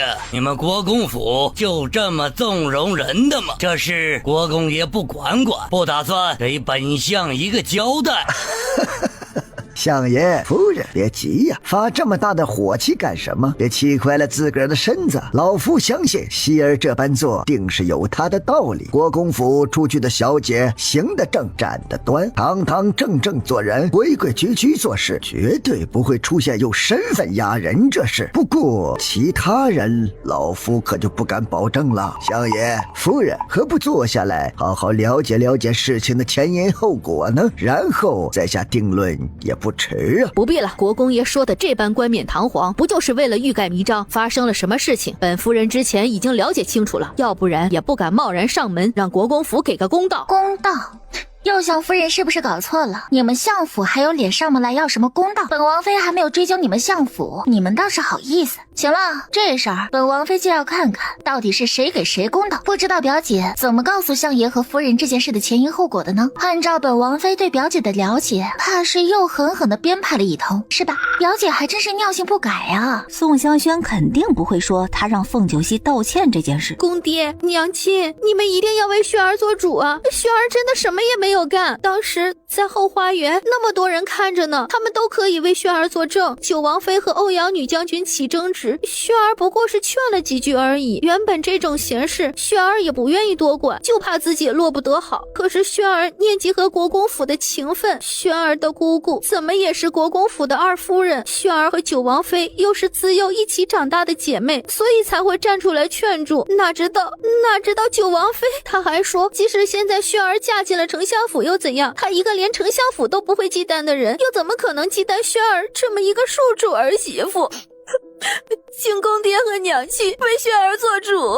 宋小姐这演技真的好，改明儿个你就可以搭一个戏台子，给全京城的贵人唱戏了。不过本王妃等了这么久，还以为你要用什么手段对付本王妃呢，就这装个小白花都不会。来，本王妃教你。凤九溪眼尖的看到了独孤商朝外面走了进来，凤九溪就朝着独孤商跑了过去。王爷，你可要为妾身做主啊！妾身被欺负了，右相不把本王妃放在眼里就算了，现在还带着他儿媳妇上门来欺负本王妃。本王妃不活了，当个九王妃还要被人欺负。独孤商看到这一幕，嘴角是一阵的抽抽，哭不出来就不哭了。要不是场合不允许，他可能会告诉小狐狸，有时候不用哭也可以达到目的的。王妃，这是怎么了？王妃，这是怎么了？怎么就受委屈了？你是本王的王妃，这是王朝，谁敢让你受委屈？本王一定为你做主。好了，别哭了，本王看着心疼。肉麻，太肉麻了！自从今日在后花园独孤商飙了演技以后，一发就不可收拾。现在动不动就演戏码，什么少年时的梦想就想娶她，什么玩意儿啊！凤九溪完全没把那些话放在心里，听听就算了。此刻凤九溪顾不上那么多。王爷，就是右相他们欺负妾身。之前宋香轩欺负妾身的时候，妾身看在右相的份上不计较，可是现在他们恶人先告状，竟然直接欺负上门来了。宝宝委屈，但宝宝要说，之前宋香轩一进后花园，当着所有宾客的面让妾身给欧阳女将军道歉，必须要道歉。妾身不道歉，他就凶妾身。妾身这么做是给国公府的人蒙羞，是给王爷蒙羞。妾身会把你们全部都拖下水，还说了很多过分的话，逼妾身道歉。宋香轩逼切身给欧阳女将军道歉，说什么欧阳女将军才是王爷的意中人，切身没资格当九王妃，所以切身一怒之下才打了他。他一个民妇就敢逼切身道歉，切身这个九王妃当的实在是太憋屈了，不如不当了。听到这些，独孤商脸色阴沉了下来，他带着凤九溪自然而然地落在了国公爷右手边第一个位置。好了，不哭了，本王为你做主，欺负你的人，本王一个也不会放过。听到这话，右相和右相夫人的脸色瞬间变得苍白。本王妃贵为王妃，别说没错了，纵然有做错了什么，宋香轩一介民妇，没有什么位分，不知道哪来的胆子敢逼本王妃道歉，哪来的胆子又依仗什么管到了本王妃头上的事来了。那欧阳女将军明摆了要抢本王妃的夫君，按照宋香轩的意思，本王妃给她道歉了，回头回了九王府，本王妃是不是还要高高兴兴欢天喜地的把床榻给她和王爷腾出来？本王妃还要在里间伺候欧阳女将军就寝，这什么事儿啊？哪知道这事本王妃没有追究，右相大人竟然带着夫人和宋香轩来国公府，让本王妃给他们一个交代。本王妃现在算是知道了，宋香轩一介民妇，不把本王妃放在眼里，背后必定有右相大人给他的底气。他们恶人先告状，王爷你可要为切身做主。右相大人对本王的王妃有成见，故而纵容府上儿媳欺负本王王妃。右相，你真是好大的胆子！本王在京，你们都敢这般欺负本王的王妃。本王在外行军打仗的时候，你们还不知道怎么欺负本王的王妃呢！你们好大的胆子！独孤商不仅恼怒右相这些人，更是恼怒他自己啊！是他做的不够好，要不然京城也不会传言九王妃不受宠，才会给那些有心人钻了空子。他有错，他改，从今日起就改。独孤商看向一旁脸色苍白，身体已经摇摇欲坠的宋香轩。宋小姐，你很关心本王的王妃是不是受宠？宋香轩被独孤商提到名字，整个人更是瑟瑟发抖。不是民妇也只是听说。听说皇家的皇室岂容你们背后议论，真是胆大包天了。右相家的家风看来不怎么样，本王不介意帮忙右相正一正家风。九渊少卿，京城有人诋毁九王妃，这事关系到本王王妃的颜面和皇家的尊严，麻烦九渊少卿彻查，查出作俑者，一律杖刑，绝不姑息。是，王爷。右相和右相夫人突然在独孤商面前跪了下来，请九王爷明鉴，下官也是因为受到蛊惑，所以才误会了九王妃，下官知罪。右相夫人此刻的身体抖如筛糠啊，她错了，她知错了。凤九溪见右相和右相夫人跪了一地，心里那叫一个舒服，不过不可能就这么算了。王爷，刚刚右相夫人可凶了，她那样子像是要把本王妃吃下去一样，吓得切身那颗幼小的心灵扑通扑通直跳，都快要跳出来了。臣妇知道错了，请九王妃恕罪。旁边的右相直起身子，一巴掌扇在了右相夫人的脸上。贱人，还不赶紧给九王妃磕头道歉！要不是你悄然吝啬，不分青红皂白，本相也不会犯下这弥天大错。九王妃要是不原谅你，你就滚出相府。本相没有这般不懂贤良淑德的夫人。右相这一巴掌扇得右相夫人懵逼了，可是又不敢多说多想什么，当下只敢咚咚咚的给凤九溪磕头。王爷，算了吧，右相和右相夫人也是被人蛊惑了，要是臣妾听到那些风言风语，指不定比右相夫人还要生气呢。独孤商低头垂眸看着小狐狸，在他眼底看到一闪而过的狡黠。每当小狐狸这个眼神的时候，就是有人要遭殃的时候啊，小狐狸要搞事情喽。都依你。还是王爷最疼妾身了。一亲完，凤九溪就知道完犊子了。他一激动，做了什么呀？这是果然，凤九溪转头看了一眼国公爷，还有他爹，欲哭无泪。国公爷正狠瞪着凤九溪，他刚才亲独孤商的动作，简直是不知礼数。右相夫人赶紧顺着凤九溪的话辩解：臣妇知道错了，臣妇不应该听信他人传言，哪怕是自己儿媳，也应该去查实。臣妇一定吸取今日教训，严厉治家。宋香轩如同跌入到了地狱一般，他在相府的日子本来就不好过，今日之后怕是更要水深火热了。就在宋香轩怀疑人生的时候，右相夫人，起来吧。今日之事，本王妃仔细一想，确实是一个误会，只是观念不一样而已。本王妃善妒，眼里容不得沙子，恨不得独占王爷。不过右相家家风不一样，估计更喜欢一家亲。这事儿既然是误会，本王妃也就不追究了。王爷经常谆谆教导本王妃君子成人之美。本王妃虽然不是君子，那今日也大度一回。听说今日春满楼来了2位卖艺不卖身的花魁，文采了得，让本王妃就做主，据其赎身，一人赠给右相当小妾，一人赠给二公子当平妻吧，可好？这是什么骚操作？所有人都傻眼了，众人都还没有反应过来。今日在后花园，表姐就劝本王妃以和为贵，不应该迁怒欧阳女将军，还要给欧阳女将军道歉。本王妃自幼被国公府养娇了，又因偌大的国公府只有本王妃一个女儿身，所以大家都宠着让着本王妃，所以养成了自私自利的性格。本王妃的男人别人休想沾染，着实霸道了一点。可是我家王爷就喜欢本王妃这样的，娶本王妃一生一世一双人。右相夫人和宋小姐不一样，必定是识大体贤良淑德的人，纵然不会像本王妃这般善妒，应该会同意的吧。右相的脸瞬间就涨红了，有被侮辱到有没有？可是他敢不同意吗？他要是敢不同意，回头这事儿要是被闹大了，他的脸面往哪里搁呀？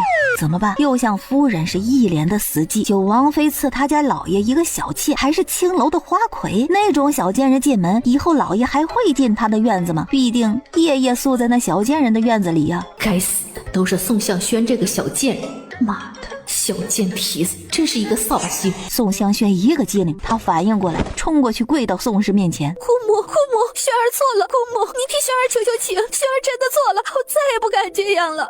姑母，你能不能念在往日的情分上，帮忙劝劝九王妃？轩儿夫君不能娶平妻呀，更是不能娶那什么青楼花魁。夫君今年要春闱，不能因为儿女情长耽误了前程啊！姑母，求求您了，轩儿求求您了。你夫君不能娶平妻，你表妹夫君就可以。轩儿是不是忘记今日你是怎么劝你妹妹的？宋小姐这话可不对啊！今日在后花园，表妹可不是这么说的。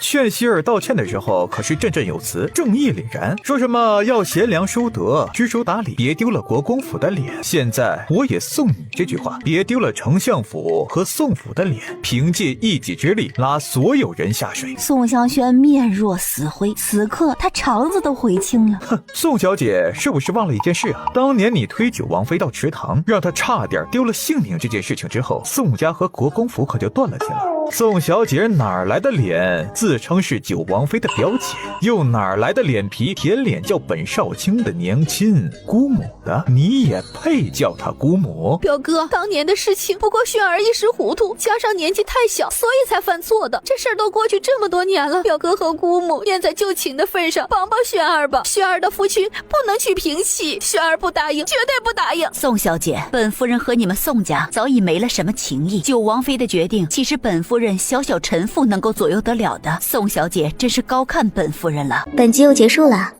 我们下集再见喽。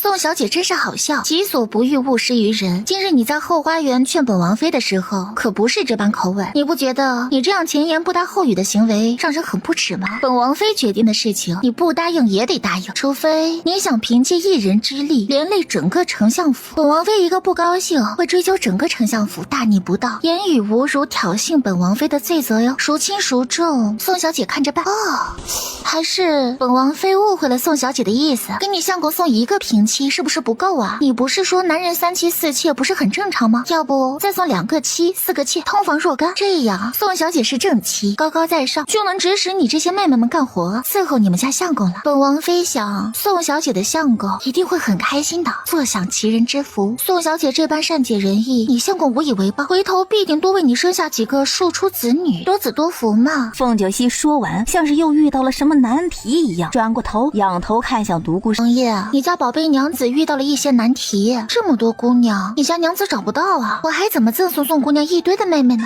没事，本王来想办法。过几日皇上要选秀，那些落选的家世背景清白，又和右相府二公子身份匹配的，本王送去给二公子就是。可以，这个可以有。那妾身替宋小姐谢过王爷了。这时凤九溪看了一眼右相和右相夫人，右相大人是不是也觉得一个花魁不够，想要多来几个？要不也让九王爷为右相留意留意，有合适的也给相爷送去。不，够了，一个花魁就够了。下官谢谢九王妃的体恤，没什么事，下官和夫人先告退了。不等凤九溪再开口，右相带着夫人快速的离开了。此刻宋香轩成为了弃子。从国公府出来，又像是一脸的阴沉呢。右相夫人在旁边是大气都不敢出。去青楼，老爷真要去青楼把那女子接回府？不赎回府还能怎么着？还是你有更好的办法？做事不带一点脑子吗？右相夫人不敢说话了。马车很快到了青满楼的门口，桑木早就已经领着2个姑娘，按照九王妃的吩咐等着了。相爷，九王妃说了，这2位您任选1位带走。这是青楼的花魁，春满楼要倒闭歇业了吗？每个女子的体重怕是有170、80斤呢。这是花魁。官人，你是怎么知道妾身名字的？妾身名叫花魁。官人放心，妾身今晚洞房花烛夜一定会好好伺候官人的。话音落下，那小娘子不等相爷和相爷夫人开口，一步跨上了马车，一屁股就坐在了相爷身边。马车外面，桑木嘴角一阵的抽抽，另一个女子也不甘落后，挤上了马车，车轱辘彻底扁了下去。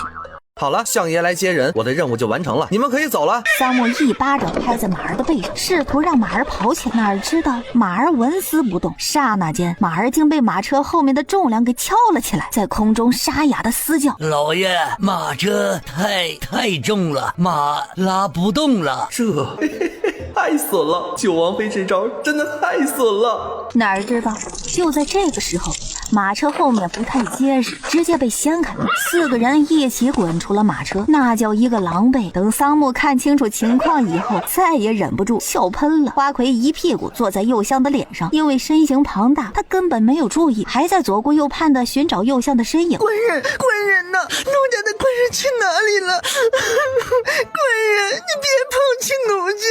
奴家可不行，奴家嫁人的当天就把官人给克死，至少多活几天，别像之前那几位夺命鬼一样，都没活到洞房就被奴家给克死了。快，你再不起来，你家相公就被你做死了。你低头看看，你相公的脸正被你坐着呢。官人，花魁赶紧起身，赶紧把相爷又扶起来。官人，奴家不是故意的，奴家真不是故意的。右相不管不顾，又重新上了马车。走，去皇宫，本相要去告御状。九王爷和九王妃简直是欺人太甚。车夫也是怕了，右相一上马车，他一鞭子挥在马儿的屁股上，一溜烟的就跑了。右相夫人看着离开的马车，傻眼了，他被抛下了。官人，等等奴家呀！官人，你还没把奴家带走呢！官人，等等！大姐，你追马车做甚？夫人不是在这里吗？夫人带咱们姐妹回府不就行了吗？右相夫人快要哭了。今日他不把这2个肥猪一样的女子带回右相府，他肯定是要交代在这里了，只能是一咬牙就把这2个女子带回了右相府。而此刻，凤九溪一脸的得意洋洋，哪知道还没高兴一盏茶的功夫，跪下！扑通一声，凤九溪和凤九渊条件反射的就跪在了国公爷的面前。你俩可知错？祖父，希儿知道错了，哥哥也知道错了。错在哪里？祖父，哥哥错在不应该认欧阳女将军为妹妹，引狼入室，抢希儿夫君，该罚，该重重的罚。你个小王八蛋，我什么时候认她当妹妹了？没有吗？人家可是叫你九渊哥哥，九渊哥哥。本王妃这个亲妹妹都没有她叫的亲热，你还没有错吗？祖父，哥哥有错，他大错特错，你打断他的腿吧，看他以后还敢不敢乱认妹妹了。希儿这就去给你拿家法来。凤九溪起身撒腿就跑，这个时候不跑才是傻子。可是当他刚刚跑到门口的时候，衣领就被人揪住了。祖父，这小王八蛋，他想跑，一点都不知道悔改，他惹祸了，还想要甩锅，简直是不可原谅他。祖父，你打断他的腿，看他还跑不跑了。爹，孩儿手里还有点事情，去忙了。公爹，儿媳去帮忙带允儿。他爹娘不救他就算了，竟然还要把凤九溪唯一的希望带走。王爷，一起吧，正好有点事情需要找你商议一下。最近许久没有下棋了，刚好也可以切磋几把。独孤商面露难色，一边是岳丈岳母，一边是小丽，他怎么办呢？国公爷看出了独孤商的犹豫，九王爷还是先行离开吧，老夫怕你待会心软，这小王八蛋确实应该收拾了，太不让人省心了。凤九溪刹那间就众叛亲离了，不是刚刚他们一大家子人不是相亲相爱吗？还一致对外来着。凤九溪眼睛眨巴眨巴的看向独孤商，希望他留下来，这个靠山要是走了，他就完犊子了。王爷这是要留下来一起罚茶柜还是一起抄经文啊？你刚刚在祠堂还没抄够吗？哎呀，王爷现在抄经文的经验啊，可比小狐狸可强多了。哎，这就连自己也变得一模一样了。好啊，凤九溪，你可以的。老子罚的是你抄经文，不是罚九王爷抄经文，你真是反了天了。可以，真是可以呀！走，咱们去下棋，走吧，一起。独孤商就这么被离开了。凤九渊那个孽障，自己没有帮手是个和尚就算了，还要揭发我啊！苍天啊，我怎么有这么一个哥哥？我不想要这个哥哥了，让他回炉重造，变个性别，变成姐姐吧。姐姐知道疼妹妹，哥哥只知道坑妹妹。凤九渊揪着小狐狸，生怕他跑了，所以这些话凤九渊听的是一清二楚。不行，没有帮手，他得自救啊，总不能放弃抵抗吧？放弃抵抗的后果很严重。凤九溪扑通一声又跪在了国公爷面前。祖父，希儿知道错了，希儿大错特错，您打断希儿的腿吧，希儿绝无怨言，你用这个打断希儿的腿吧。国公爷看到凤九溪手上那根小的可怜的筷子，气到不行了，滚犊子，滚远点！什么？这就滚了？这就可以滚了？好的，可以。祖父，希儿滚了，真的滚了哟，是你让希儿滚的，待会儿你可别后悔。还不快滚！再不滚，老子打断你的狗腿！哎，滚！希儿这就滚，你别生气，马上就滚。只是祖父，我是直线滚呢，还是来回滚？国公爷被气的呀，凤九溪慌了，生怕国公爷来打他。滚了，我滚了。凤九溪偏殿的门口滚，可是滚了几步，他发现完犊子了，滚错方向了。凤九溪赶紧调整方向。祖父，您别着急。我再滚一次，这次希儿保证不会滚错了。滚了！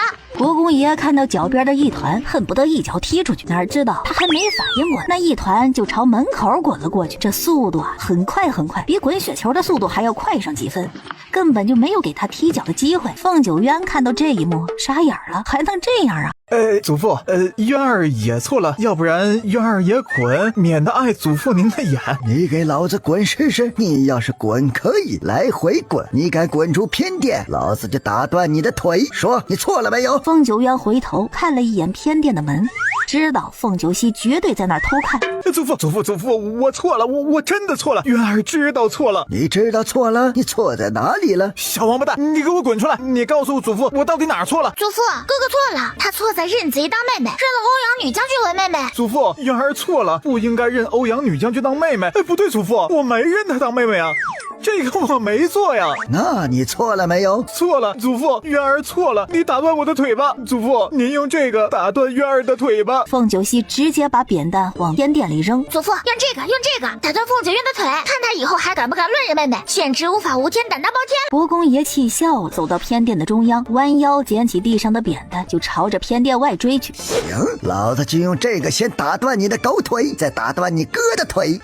王爷、相公、夫君，救命啊！国公爷要打断你家王妃的腿，你家王妃要残疾了。凤九溪撒腿就往他爹娘的院子里跑，去找九王爷的庇护啊！小王八蛋，你真是无法无天了！已经出阁了，还在这般不懂规矩，也就九王爷惯着你。哼！骂着，国公爷就笑了，心情很好。起来吧，你们兄妹俩一个德行，两个都长歪了，半斤八两。凤九渊这才起身。这事你怎么看？圣上那边何意？赐婚的圣旨会下来吗？祖父，这事儿还不确定，被小狐狸这么一搅和，这圣旨要下来有点难了。皇上就是想把欧阳女将军赐婚给九王爷都不可能了。下不来就好，下不来就好啊，军心难测呀。欧阳家和九王爷联姻，皇上能安心几分，能平衡九王爷在朝中的势力，不会偏向于太子。皇上此棋无法落子，按照九王爷对希儿的宠爱，他第一个就不会答应。总之啊，近日你们在朝中小心行事，也被抓到了把柄，皇上一定还会出招，看看怎么削弱京派的势力。国公府刀枪不入，但其他人那边很容易呀。祖父，孙儿知道了，这事啊，您别操心，孙儿会看着办。半炷香后，凤九渊和凤九溪在凉亭碰面了。看到凤九渊，凤九溪还是吹胡子瞪眼，一副要吃了他的样子。行了你，别瞪了，东西带来了没有？这个药粉3日一用，放在汤里就没有任何味道，我改良过了，应该有用，有止痛的作用。行，我知道了，先走了啊。见凤九渊要走，阿哥做好准备，可能时日不多了。最近祖父痛得太频繁了，病情应该是加重了。今日看他面色又蜡黄了几分，肚子也大了一点点，之后应该会更大。凤九渊闻言，眼底的情绪深邃了几分，再也没有了之前的嬉皮笑脸。本集又结束了，我们下集再见喽。就没有其他别的办法了吗？没了，这是不治之症。好，我知道了。哪儿知道，就在凤九渊以为没有下文的时候，或许你早点成亲，娶个媳妇儿回来，老爷子一高兴，身体就会好一点啦。凤九渊没有理会凤九熙，拿着瓷瓶就离开了。这是只有他兄妹才知道的秘密。国公爷得了不治之症，奈何这种病症是世界难题，即使在他生活的前世，医疗发达的情况下，依旧是无法治愈，更别说是现在了。之后，凤九熙去他爹娘的院子找了独孤商。这个时候，九王爷正在书房绞尽脑汁的和岳父下棋呢。爷，你又在为难我家大宝贝了。就你那棋艺，回头远儿长大些都能杀得你片甲不留。不会说话，别说话。你祖父怎么没让你继续抄经文？因为我家大宝贝不在啊，经文没有人抄，罚了也是白罚。惯的吧，少惹你祖父生气。凤九熙说话间，已经从书房的暗格里拿出了一个木箱子，熟练的打开后，拿出银针开始消毒。王爷，差不多得了，你岳父得输棋了。独孤商看了一眼小狐狸，眼底闪过一丝无奈，落下了2个子儿。这2个子儿下去，凤城棋真的输了。王爷这是被小王八蛋越带越偏了。独孤商不说话了，在国公府和其他地方不一样。之后，凤九熙就给他爹针灸了小半个时辰，哪知道就在这个时候，皇上身边的长公公来了国公府。九王爷、九王妃，皇上宣你们进宫，快随咱家走吧。何事？哎呀，咱家也不方便多说，总之就是啊，左相在御书房一把鼻涕一把泪的控诉九王妃，皇上让九王妃进宫去。刹那间，所有人的目光一下子看向了凤九熙，就是送了4个青楼女子过去，2个170、80斤的给丞相，2个年轻的花魁给了丞相2公子。众人无语，这不是捅破天了吗？凤九熙心虚之后，就是有点害怕，他一把扑进了独孤商的怀中。王爷怕，这右相怎么进宫告御状了呢？他那么大的脸啊，在国公府的时候他自己点头答应的，怎么出了国公府就变脸了？这人当面一套背后一套的，不能慎降，老奸巨猾。听到这话，全场又是一阵的无语。凤九熙不停的吐槽右相，进宫的马车上他依旧是吐槽个没完。坐在马车外沿沿着车夫的长公公一阵的无语。惨了，总之啊，惨的人绝对不会是九王妃，怕是右相又那时候进宫告御状，还不如回府洞房花烛夜。嘿嘿，这也不知道九王妃送给右相的小妾是何等的国色天香啊！右相也真是的，去享受就行了，哭什么哭呢？马车上，凤九熙依旧是口若悬河，独孤商就这么静静的听着，没有说话，因为根本插不上嘴呀。王爷，你说这右相是不是搞笑啊？明明在国公府的时候没有意见，怎么转身就变卦了呢？送他那2个美人，可是本王妃千挑万选的，他真是狗咬吕洞宾，不识好人心呢。这时，马车从永安门就进去了，凤九熙突然就闭了嘴巴，说不心虚是假的。虽然吧，他现在是独孤商的九王妃，但是进宫的次数屈指可数啊，还是心里有点害怕的，就往独孤商的怀里钻。亲爱的大宝贝，求抱抱，我有点害怕怎么办？不想去啊，要不你一个人去御书房，我在马车里等你，回头咱们一起回府，怎么样？没事，有我在，待会儿到了御书房，你别说话，我来应付皇上就可以了。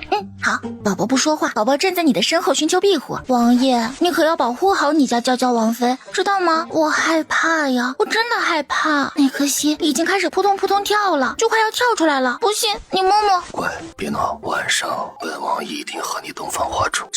这是什么跟什么呀？这老男人真是……凤九熙赶紧放开了抓住独孤商的手，甚至从独孤商的怀里退了出来。不行，他已经感觉到独孤商的变化，这该死的男人都这种时候了，他王妃都被告了御状，他脑海里竟然还想着那带颜色的东西。这时马车停了下来，王爷王妃到了，下马车吧。独孤商看了一眼凤九熙，跳下了马车。希儿，出来吧，别让皇兄久等了。凤九熙这才在独孤商的搀扶下跳下了马车。一看独孤商的脸色，凤九熙心里不平衡衡了。为什么只有他一个人心猿意马呀？这个男人很快就能恢复平静了，他不爽了。去御书房的路上，凤九溪故意靠着独孤商走，时不时的扯一扯他的衣袍，时不时的挠挠他的掌心。除了带路的长公公，这一路上几乎没有什么工人。凤九溪越发的大胆了。王爷，我要给你讲一件事情，你太高了，你把头凑下来点，我说给你听。别闹，这是皇宫。凤九溪突然站定身子不走了。皇宫怎么了？我又不是做什么见不得人的事情，你到底要不要听我讲话？听不听啊？看到凤九溪那娇嗔的样子，独孤商眼底满是无奈，又折回去。好了，你说吧。凤九溪嘴角一勾，伸手抱住独孤商的脖子。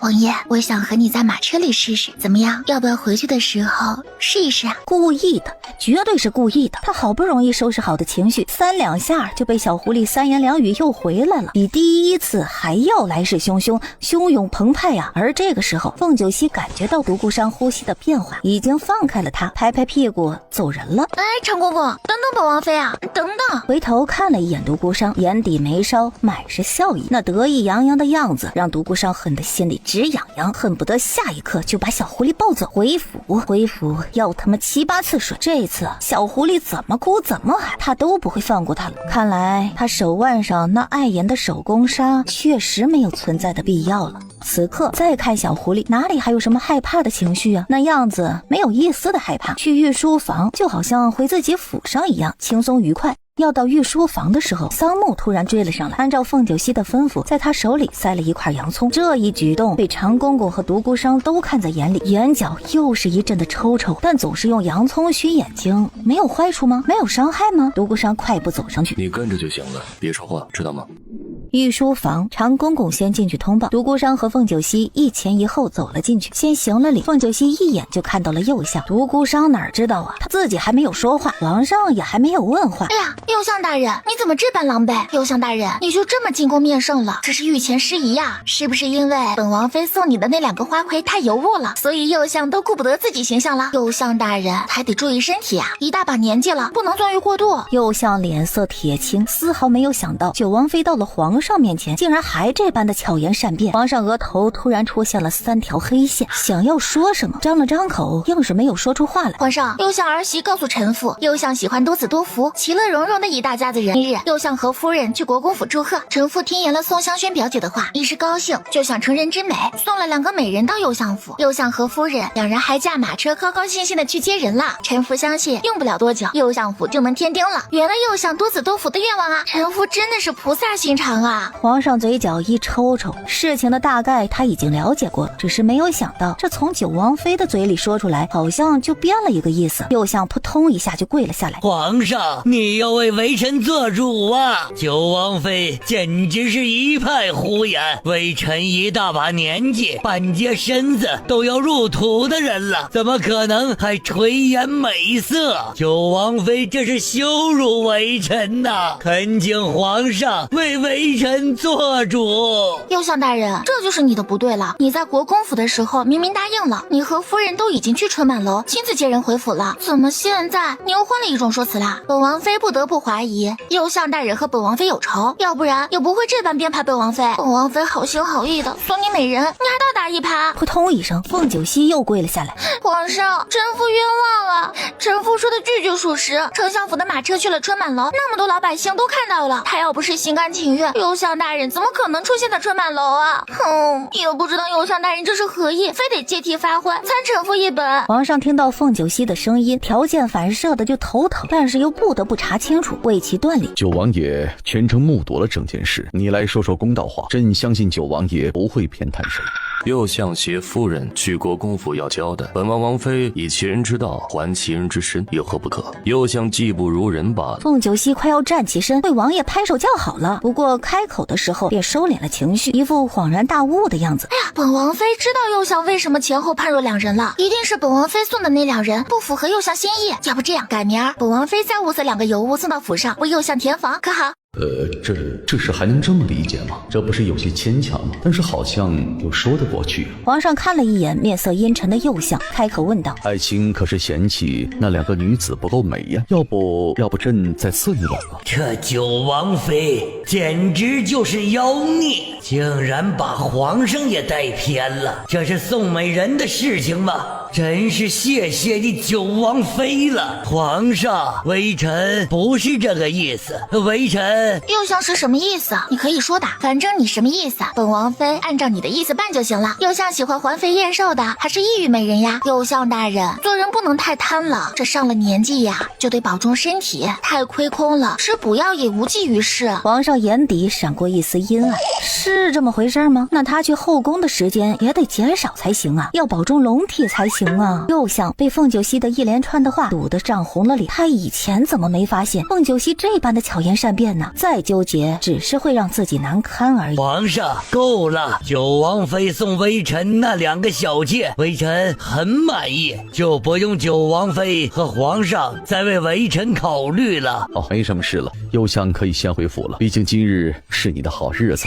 微臣告退。右相行礼后带着一肚子的火气就离开了。原本独孤商让小狐狸不要说话，他来解决这件事，哪知道九王爷一句话都没说，小狐狸就自己把事情解决了。就在这个时候，太后身边的嬷嬷过来叫人了。凤九溪一听快要哭了，又来。这皇宫凤九溪最忌惮的就是太后她老人家。看到太后身边的容嬷嬷，凤九溪下意识地往独孤商的身边靠了靠，拉了拉他的衣角，那寻求庇护的姿态很明确呀。劳烦嬷嬷禀告母后，近日本王与王妃在国公府忙了一整日，时辰太晚了，明早本王带王妃过去给母后请安。九王爷，您就别为难老奴了，太后不过是叫九王妃过去说说话而已，九王爷出宫的时候就能过去把王妃接着一起出宫。凤九溪一看容嬷嬷的架势，就知道今天这一趟永乐宫不得不去了。王爷，你先忙吧，妾身也好久没有去看望太后了，几日不见，也不知她身体是否安好。那妾身先去永乐宫。九王妃，随老奴来吧。容嬷嬷在前面带路，凤九溪一步三回头，看向独孤商的眼神仿佛在拉丝儿。他不想去啊，但是又没有任何的办法。该死，也不知道这老巫婆又要干什么。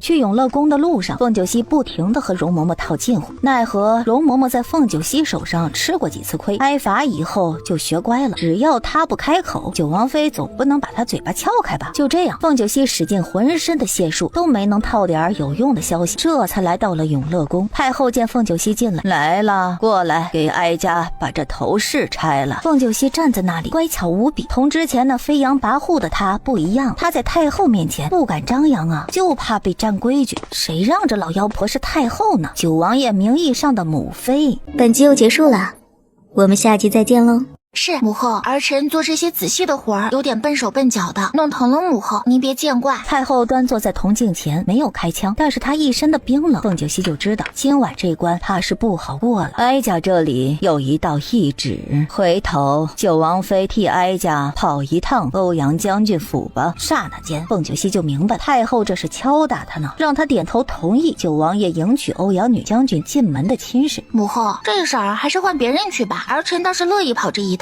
可是那欧阳女将军今日比武输给了儿臣，怕死不乐意待见儿臣啊。不行，哀家赐婚九王爷和欧阳女将军的懿旨只能由你去颁发，堂堂九王妃就得有正妃的担当和责任，你不能为老九开枝散叶，总不能阻挡别人为他生灵儿吧。母后啊，这个您可冤枉儿臣了，实在不是儿媳不给九王爷生孩子开枝散叶，儿媳还想生一个足球，不对，是为九王爷开枝散叶枝繁叶茂，奈何王爷不配合呀，他心疼儿臣，怕儿臣生孩子有什么闪失，留他一个人独守空房。王爷这样，儿臣能怎么办？总不能强行让他和儿臣做那事儿吧？男女力量悬殊，儿臣不是他的对手。凤九溪越说越委屈，把所有的过错全都推到了独孤商的身上。反正这个太后娘娘又不是真的关心独孤商，她还能去找独孤商对峙不成？凤九溪越说越委屈，之前在御书房那洋葱没有用武之地，此刻终于是派上用场了。凤九溪悄悄地腾出一只手，拿出洋葱往自己的眼睛上抹了抹。妈呀，辣眼睛！母后啊，你不知道儿臣心里苦啊。九王爷确实对儿臣百般疼惜，真爱无比，可他心魂也不碰儿臣，让儿臣成为了全京城的笑柄。儿臣总不能一个人生灵儿吧？好在这一次王爷胜仗归来，手边的事情多，儿臣也没有机会啊。回头儿臣得偿所愿了，一定多生孩子，多子多福。听到凤九溪这话，太后脸上有点不悦，越发的冰冷。她可不是真的在乎独孤商有没有子嗣，她只在乎这欧阳媛媛能不能进九王府的大门，哪知道找的理由竟然就这么被凤九熙化解了。凤九熙抬头看了一眼铜镜里的那张脸，心里乐开了花。委屈了吧？不高兴了吧？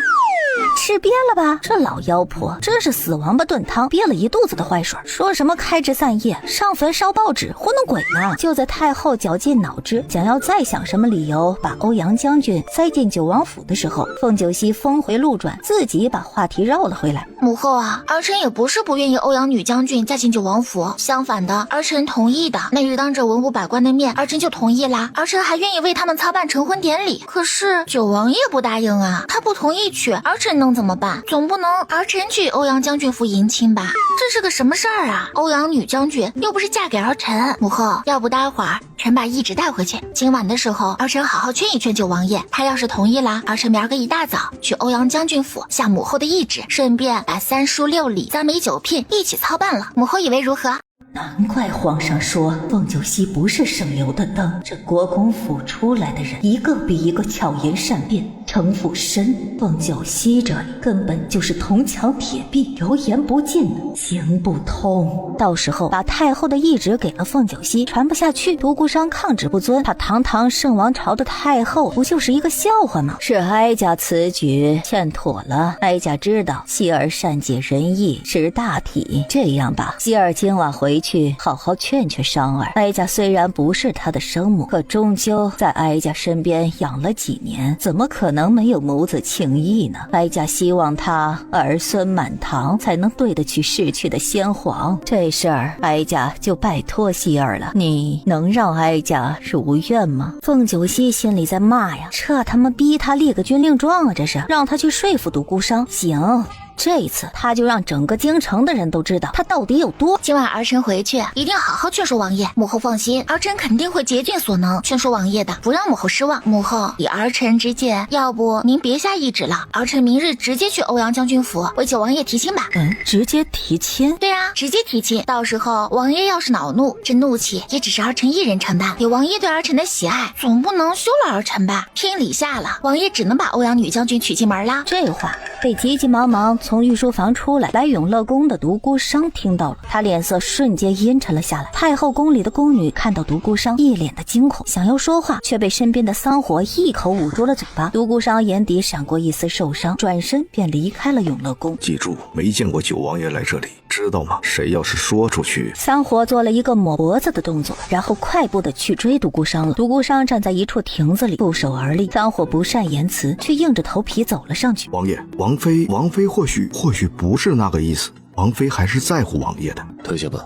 是。桑火小心翼翼，大气不敢出的退到了一边。此刻独孤商心如刀割，凤九熙的那些话就像一把尖刀，狠狠地刺进他的心脏，那种疼痛排山倒海。还不够吗？他对小狐狸的喜欢还不够吗？所以他依旧不为所动，对他一点点的感觉和爱慕都没有吗？他满腔的热血依旧捂不热腾。这只小狐狸没心没肺，什么都入不了他的眼。他的心太小了，能装下国公府的满门，可是为什么就不能给他留一个位置呢？哪怕给他一个小小的角落也可以啊。独孤商一个人站在凉亭里许久，快要过1个时辰的时候，他才收敛了情绪。桑火，进去通报，就说本王来接王妃了，让她出来即可。是，王爷。桑火匆匆离开了。独孤商的眼底闪过一丝阴冷的戾气。行，他就看看小狐狸这一次能做到哪般。这是他最后一次给小狐狸机会了。如果他依旧让他失望，那么以后小狐狸就没有自由了，那就一直待在他眼睛能看到、手能摸到的地方，这辈子休想逃。过了半盏茶，凤九熙欢天喜地的出来，看到独孤商，他一下子跑过去抱住了独孤商的腰。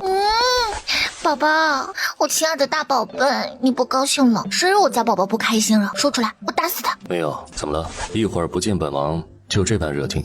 王妃是想抱抱举高高转圈圈了吗？也不是不可以。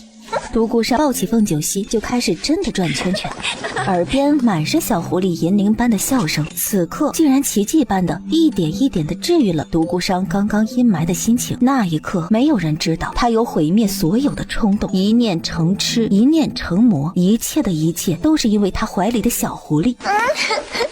好好吧，可以了，可以了。大宝贝，我的头转晕了，咱们回府吧。好。王爷，我头晕，走不动路了，你抱我出宫吧。好。独孤商就真的没有让凤九溪落地，而是一路抱着他朝停马车的地方走去。上了马车，永乐宫的工人足足搬了3个大箱子。独孤商看向凤九溪，假装不知道。这是王爷，你不知道吧？这是母后赏赐给我的。她说本王妃伺候王爷辛苦了，赏赐本王妃一些金银珠宝、稀有补品，让我好好养身子，然后为王爷生一个大胖小子。来年母后就能抱孙子啦。太后赏赐给你的，要不然呢？不是赏赐给我的，还能给谁啊？要不然也不会搬上咱们九王府的马车，你说是吧？真是太后赏赐给你的，她为什么会赏赐你这么多钱财啊？王爷，你看我，你娶到的王妃学富五车，才高8斗，集智慧与美貌一身，上得厅堂，下得厨房，身手高强，最主要的是深得王爷的心。你就说这样的九王妃，你满意吗？满意。或许觉得这满意不足够表达，看到凤九溪逐渐嘟起来的有点控诉的嘴，满意，特别满意，甚是满意。能娶到希儿是本王8辈子修来的福气。你看，你娶到这样的九王妃很满意，那是因为我惹人喜欢呀。母后她老人家对我这个九王妃也是满意的，赠送点钱财给我，这有问题吗？没问题。太后睿智。太后老人家确实聪明，聪明有什么用？还不是被我坑了。没办法，本王妃太招人喜欢了，让人没有防备之心啊。吃一堑长一智啊，太后就是坏鳖吃多了，所以一肚子的坏水。这次被坑了，必定要多吃几个鳖补一补。如果不是刚刚听到了那些话，他可能就相信了小狐狸的胡言乱语。什么太后赏赐给他的东西，可能吗？这些太后御赐之物是给小狐狸拿去欧阳家下聘的，现在小狐狸占为己有了，那是不是证明小狐狸不会去下聘了啊？原来是虚惊一场啊！回到王府，他心情很舒畅，甚至跟着独孤商去了他的书房，帮忙研墨，帮忙摆宣纸。王爷，你要作画还是写诗？妾身全部准备妥当了，来吧。独孤商看着有点狗腿的凤九溪，心里有一种不好的预感，小狐狸这是要坑他来了。想买什么，你找账房支局就行了，让你管钟馗，你又不乐意。管钟馗太累了，那些账本就能要了我的命。王爷，相公，咱们商量一个事情好不好？王爷，明日傍晚你陪我去一趟永乐宫见太后娘娘，你就告诉她你不愿意娶欧阳女将军，你对我情有独钟，不打算娶侧妃，不打算纳妾了。妾身需要王爷在太后面前表明你对妾身的宠爱，可以吗？独孤商眉头紧蹙，一副为难的样子。也不是不行，相公都叫了，不满足王妃好像有点显得本王不近人情。那王妃用什么作为谢礼？谢本王呢？王爷，这样可以吗？不可以，得这样。来，本王教你。凤九溪一声尖叫，整个人就被独孤商拦腰抱起来，放在案几上，低头夺走了他的呼吸。案几呀，这算不算电视上演的那个什么来着？办公室那种有事儿秘书干，没事儿干秘书。凤九溪以为只是蜻蜓点水，可是，在被他夺取呼吸、浑浑噩噩间，竟然被独孤商抱回了寝殿。顾独商，你干什么？你别乱来！乖，别怕，不疼的。你不是答应母后也给本王生灵儿吗？顶着一个手工杀，不是欺君之罪吗？如此，本王只能帮王妃一把了。这一折腾，几乎就到了后半夜。好的，当凤九溪昏睡过去的时候，心里只有一个念头：独孤商太强了。这一觉又是日上三竿，醒来的时候，他全身都酸痛啊！哪知道这个时候，九王府来了不速之客，宋香轩的娘亲，也就是凤九溪的舅母刘星书，带着女儿宋香轩上门闹了。凤九溪，你出来，你给我出来！凤九溪，你怎么这般歹毒，这么蛇蝎心肠，竟然这般对你的表姐？轩儿在相府待不下去了，对你有什么好处？九王府的大门口有侍卫守着，刘星书和宋香轩还没有胆子大到敢擅闯九王府。你们来看呐，大家来评评理，这是什么事儿啊？你们看看，这就是九王妃，歹毒蛇蝎心肠的九王妃呀！她居然给自己的表姐夫送了2个青楼女子，这是要把她的表姐逼得走投无路啊！我不活了，我不活了！我的女儿要是被夫家休了，我这个当娘亲的也不活了，没保护好我的女儿啊！凤九溪，你给我出来！你给我出来！凤九溪，这事儿你必须给我一个交代。轩儿可是你的表姐，我可是你的舅母啊！你当真是做了九王妃，飞黄腾达了以后就六亲不认了呀？我们这些小老百姓是不是就不配做你的亲戚了？哎呀，我不活了，我不活了！我这造的什么孽呀！出来，凤九溪，你给我滚出来！天天底下怎会有你这般歹毒的表妹，竟然这般坑自己的表姐？轩儿要是被休了，你也别想好过。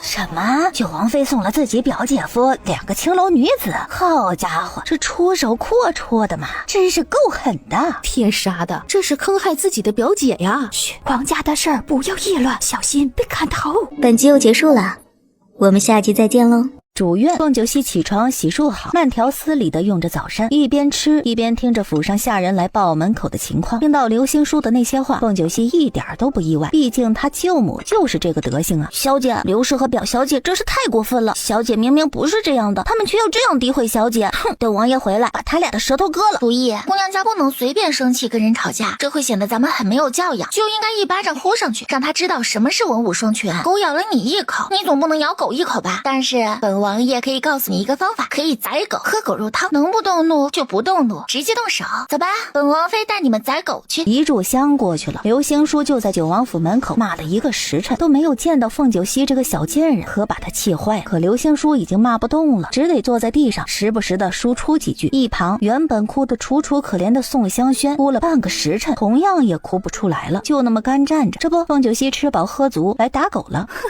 凤九熙，你这个毒妇终于出来了，我要撕了你的嘴，打死你这个毒妇！你怎么这般的蛇蝎心肠？自己嫁好了，飞上枝头变凤凰了，就不允许别人嫁得好吗？轩儿可是你的表姐呀，你怎能这般对待你的表姐？凤九熙，你简直就是最毒的妇人心呐！就当刘星书要冲上来的时候，九王府门口的侍卫动了，2把战戟就这么横在了他面前，让他动弹不得，不能再往前跨越一步。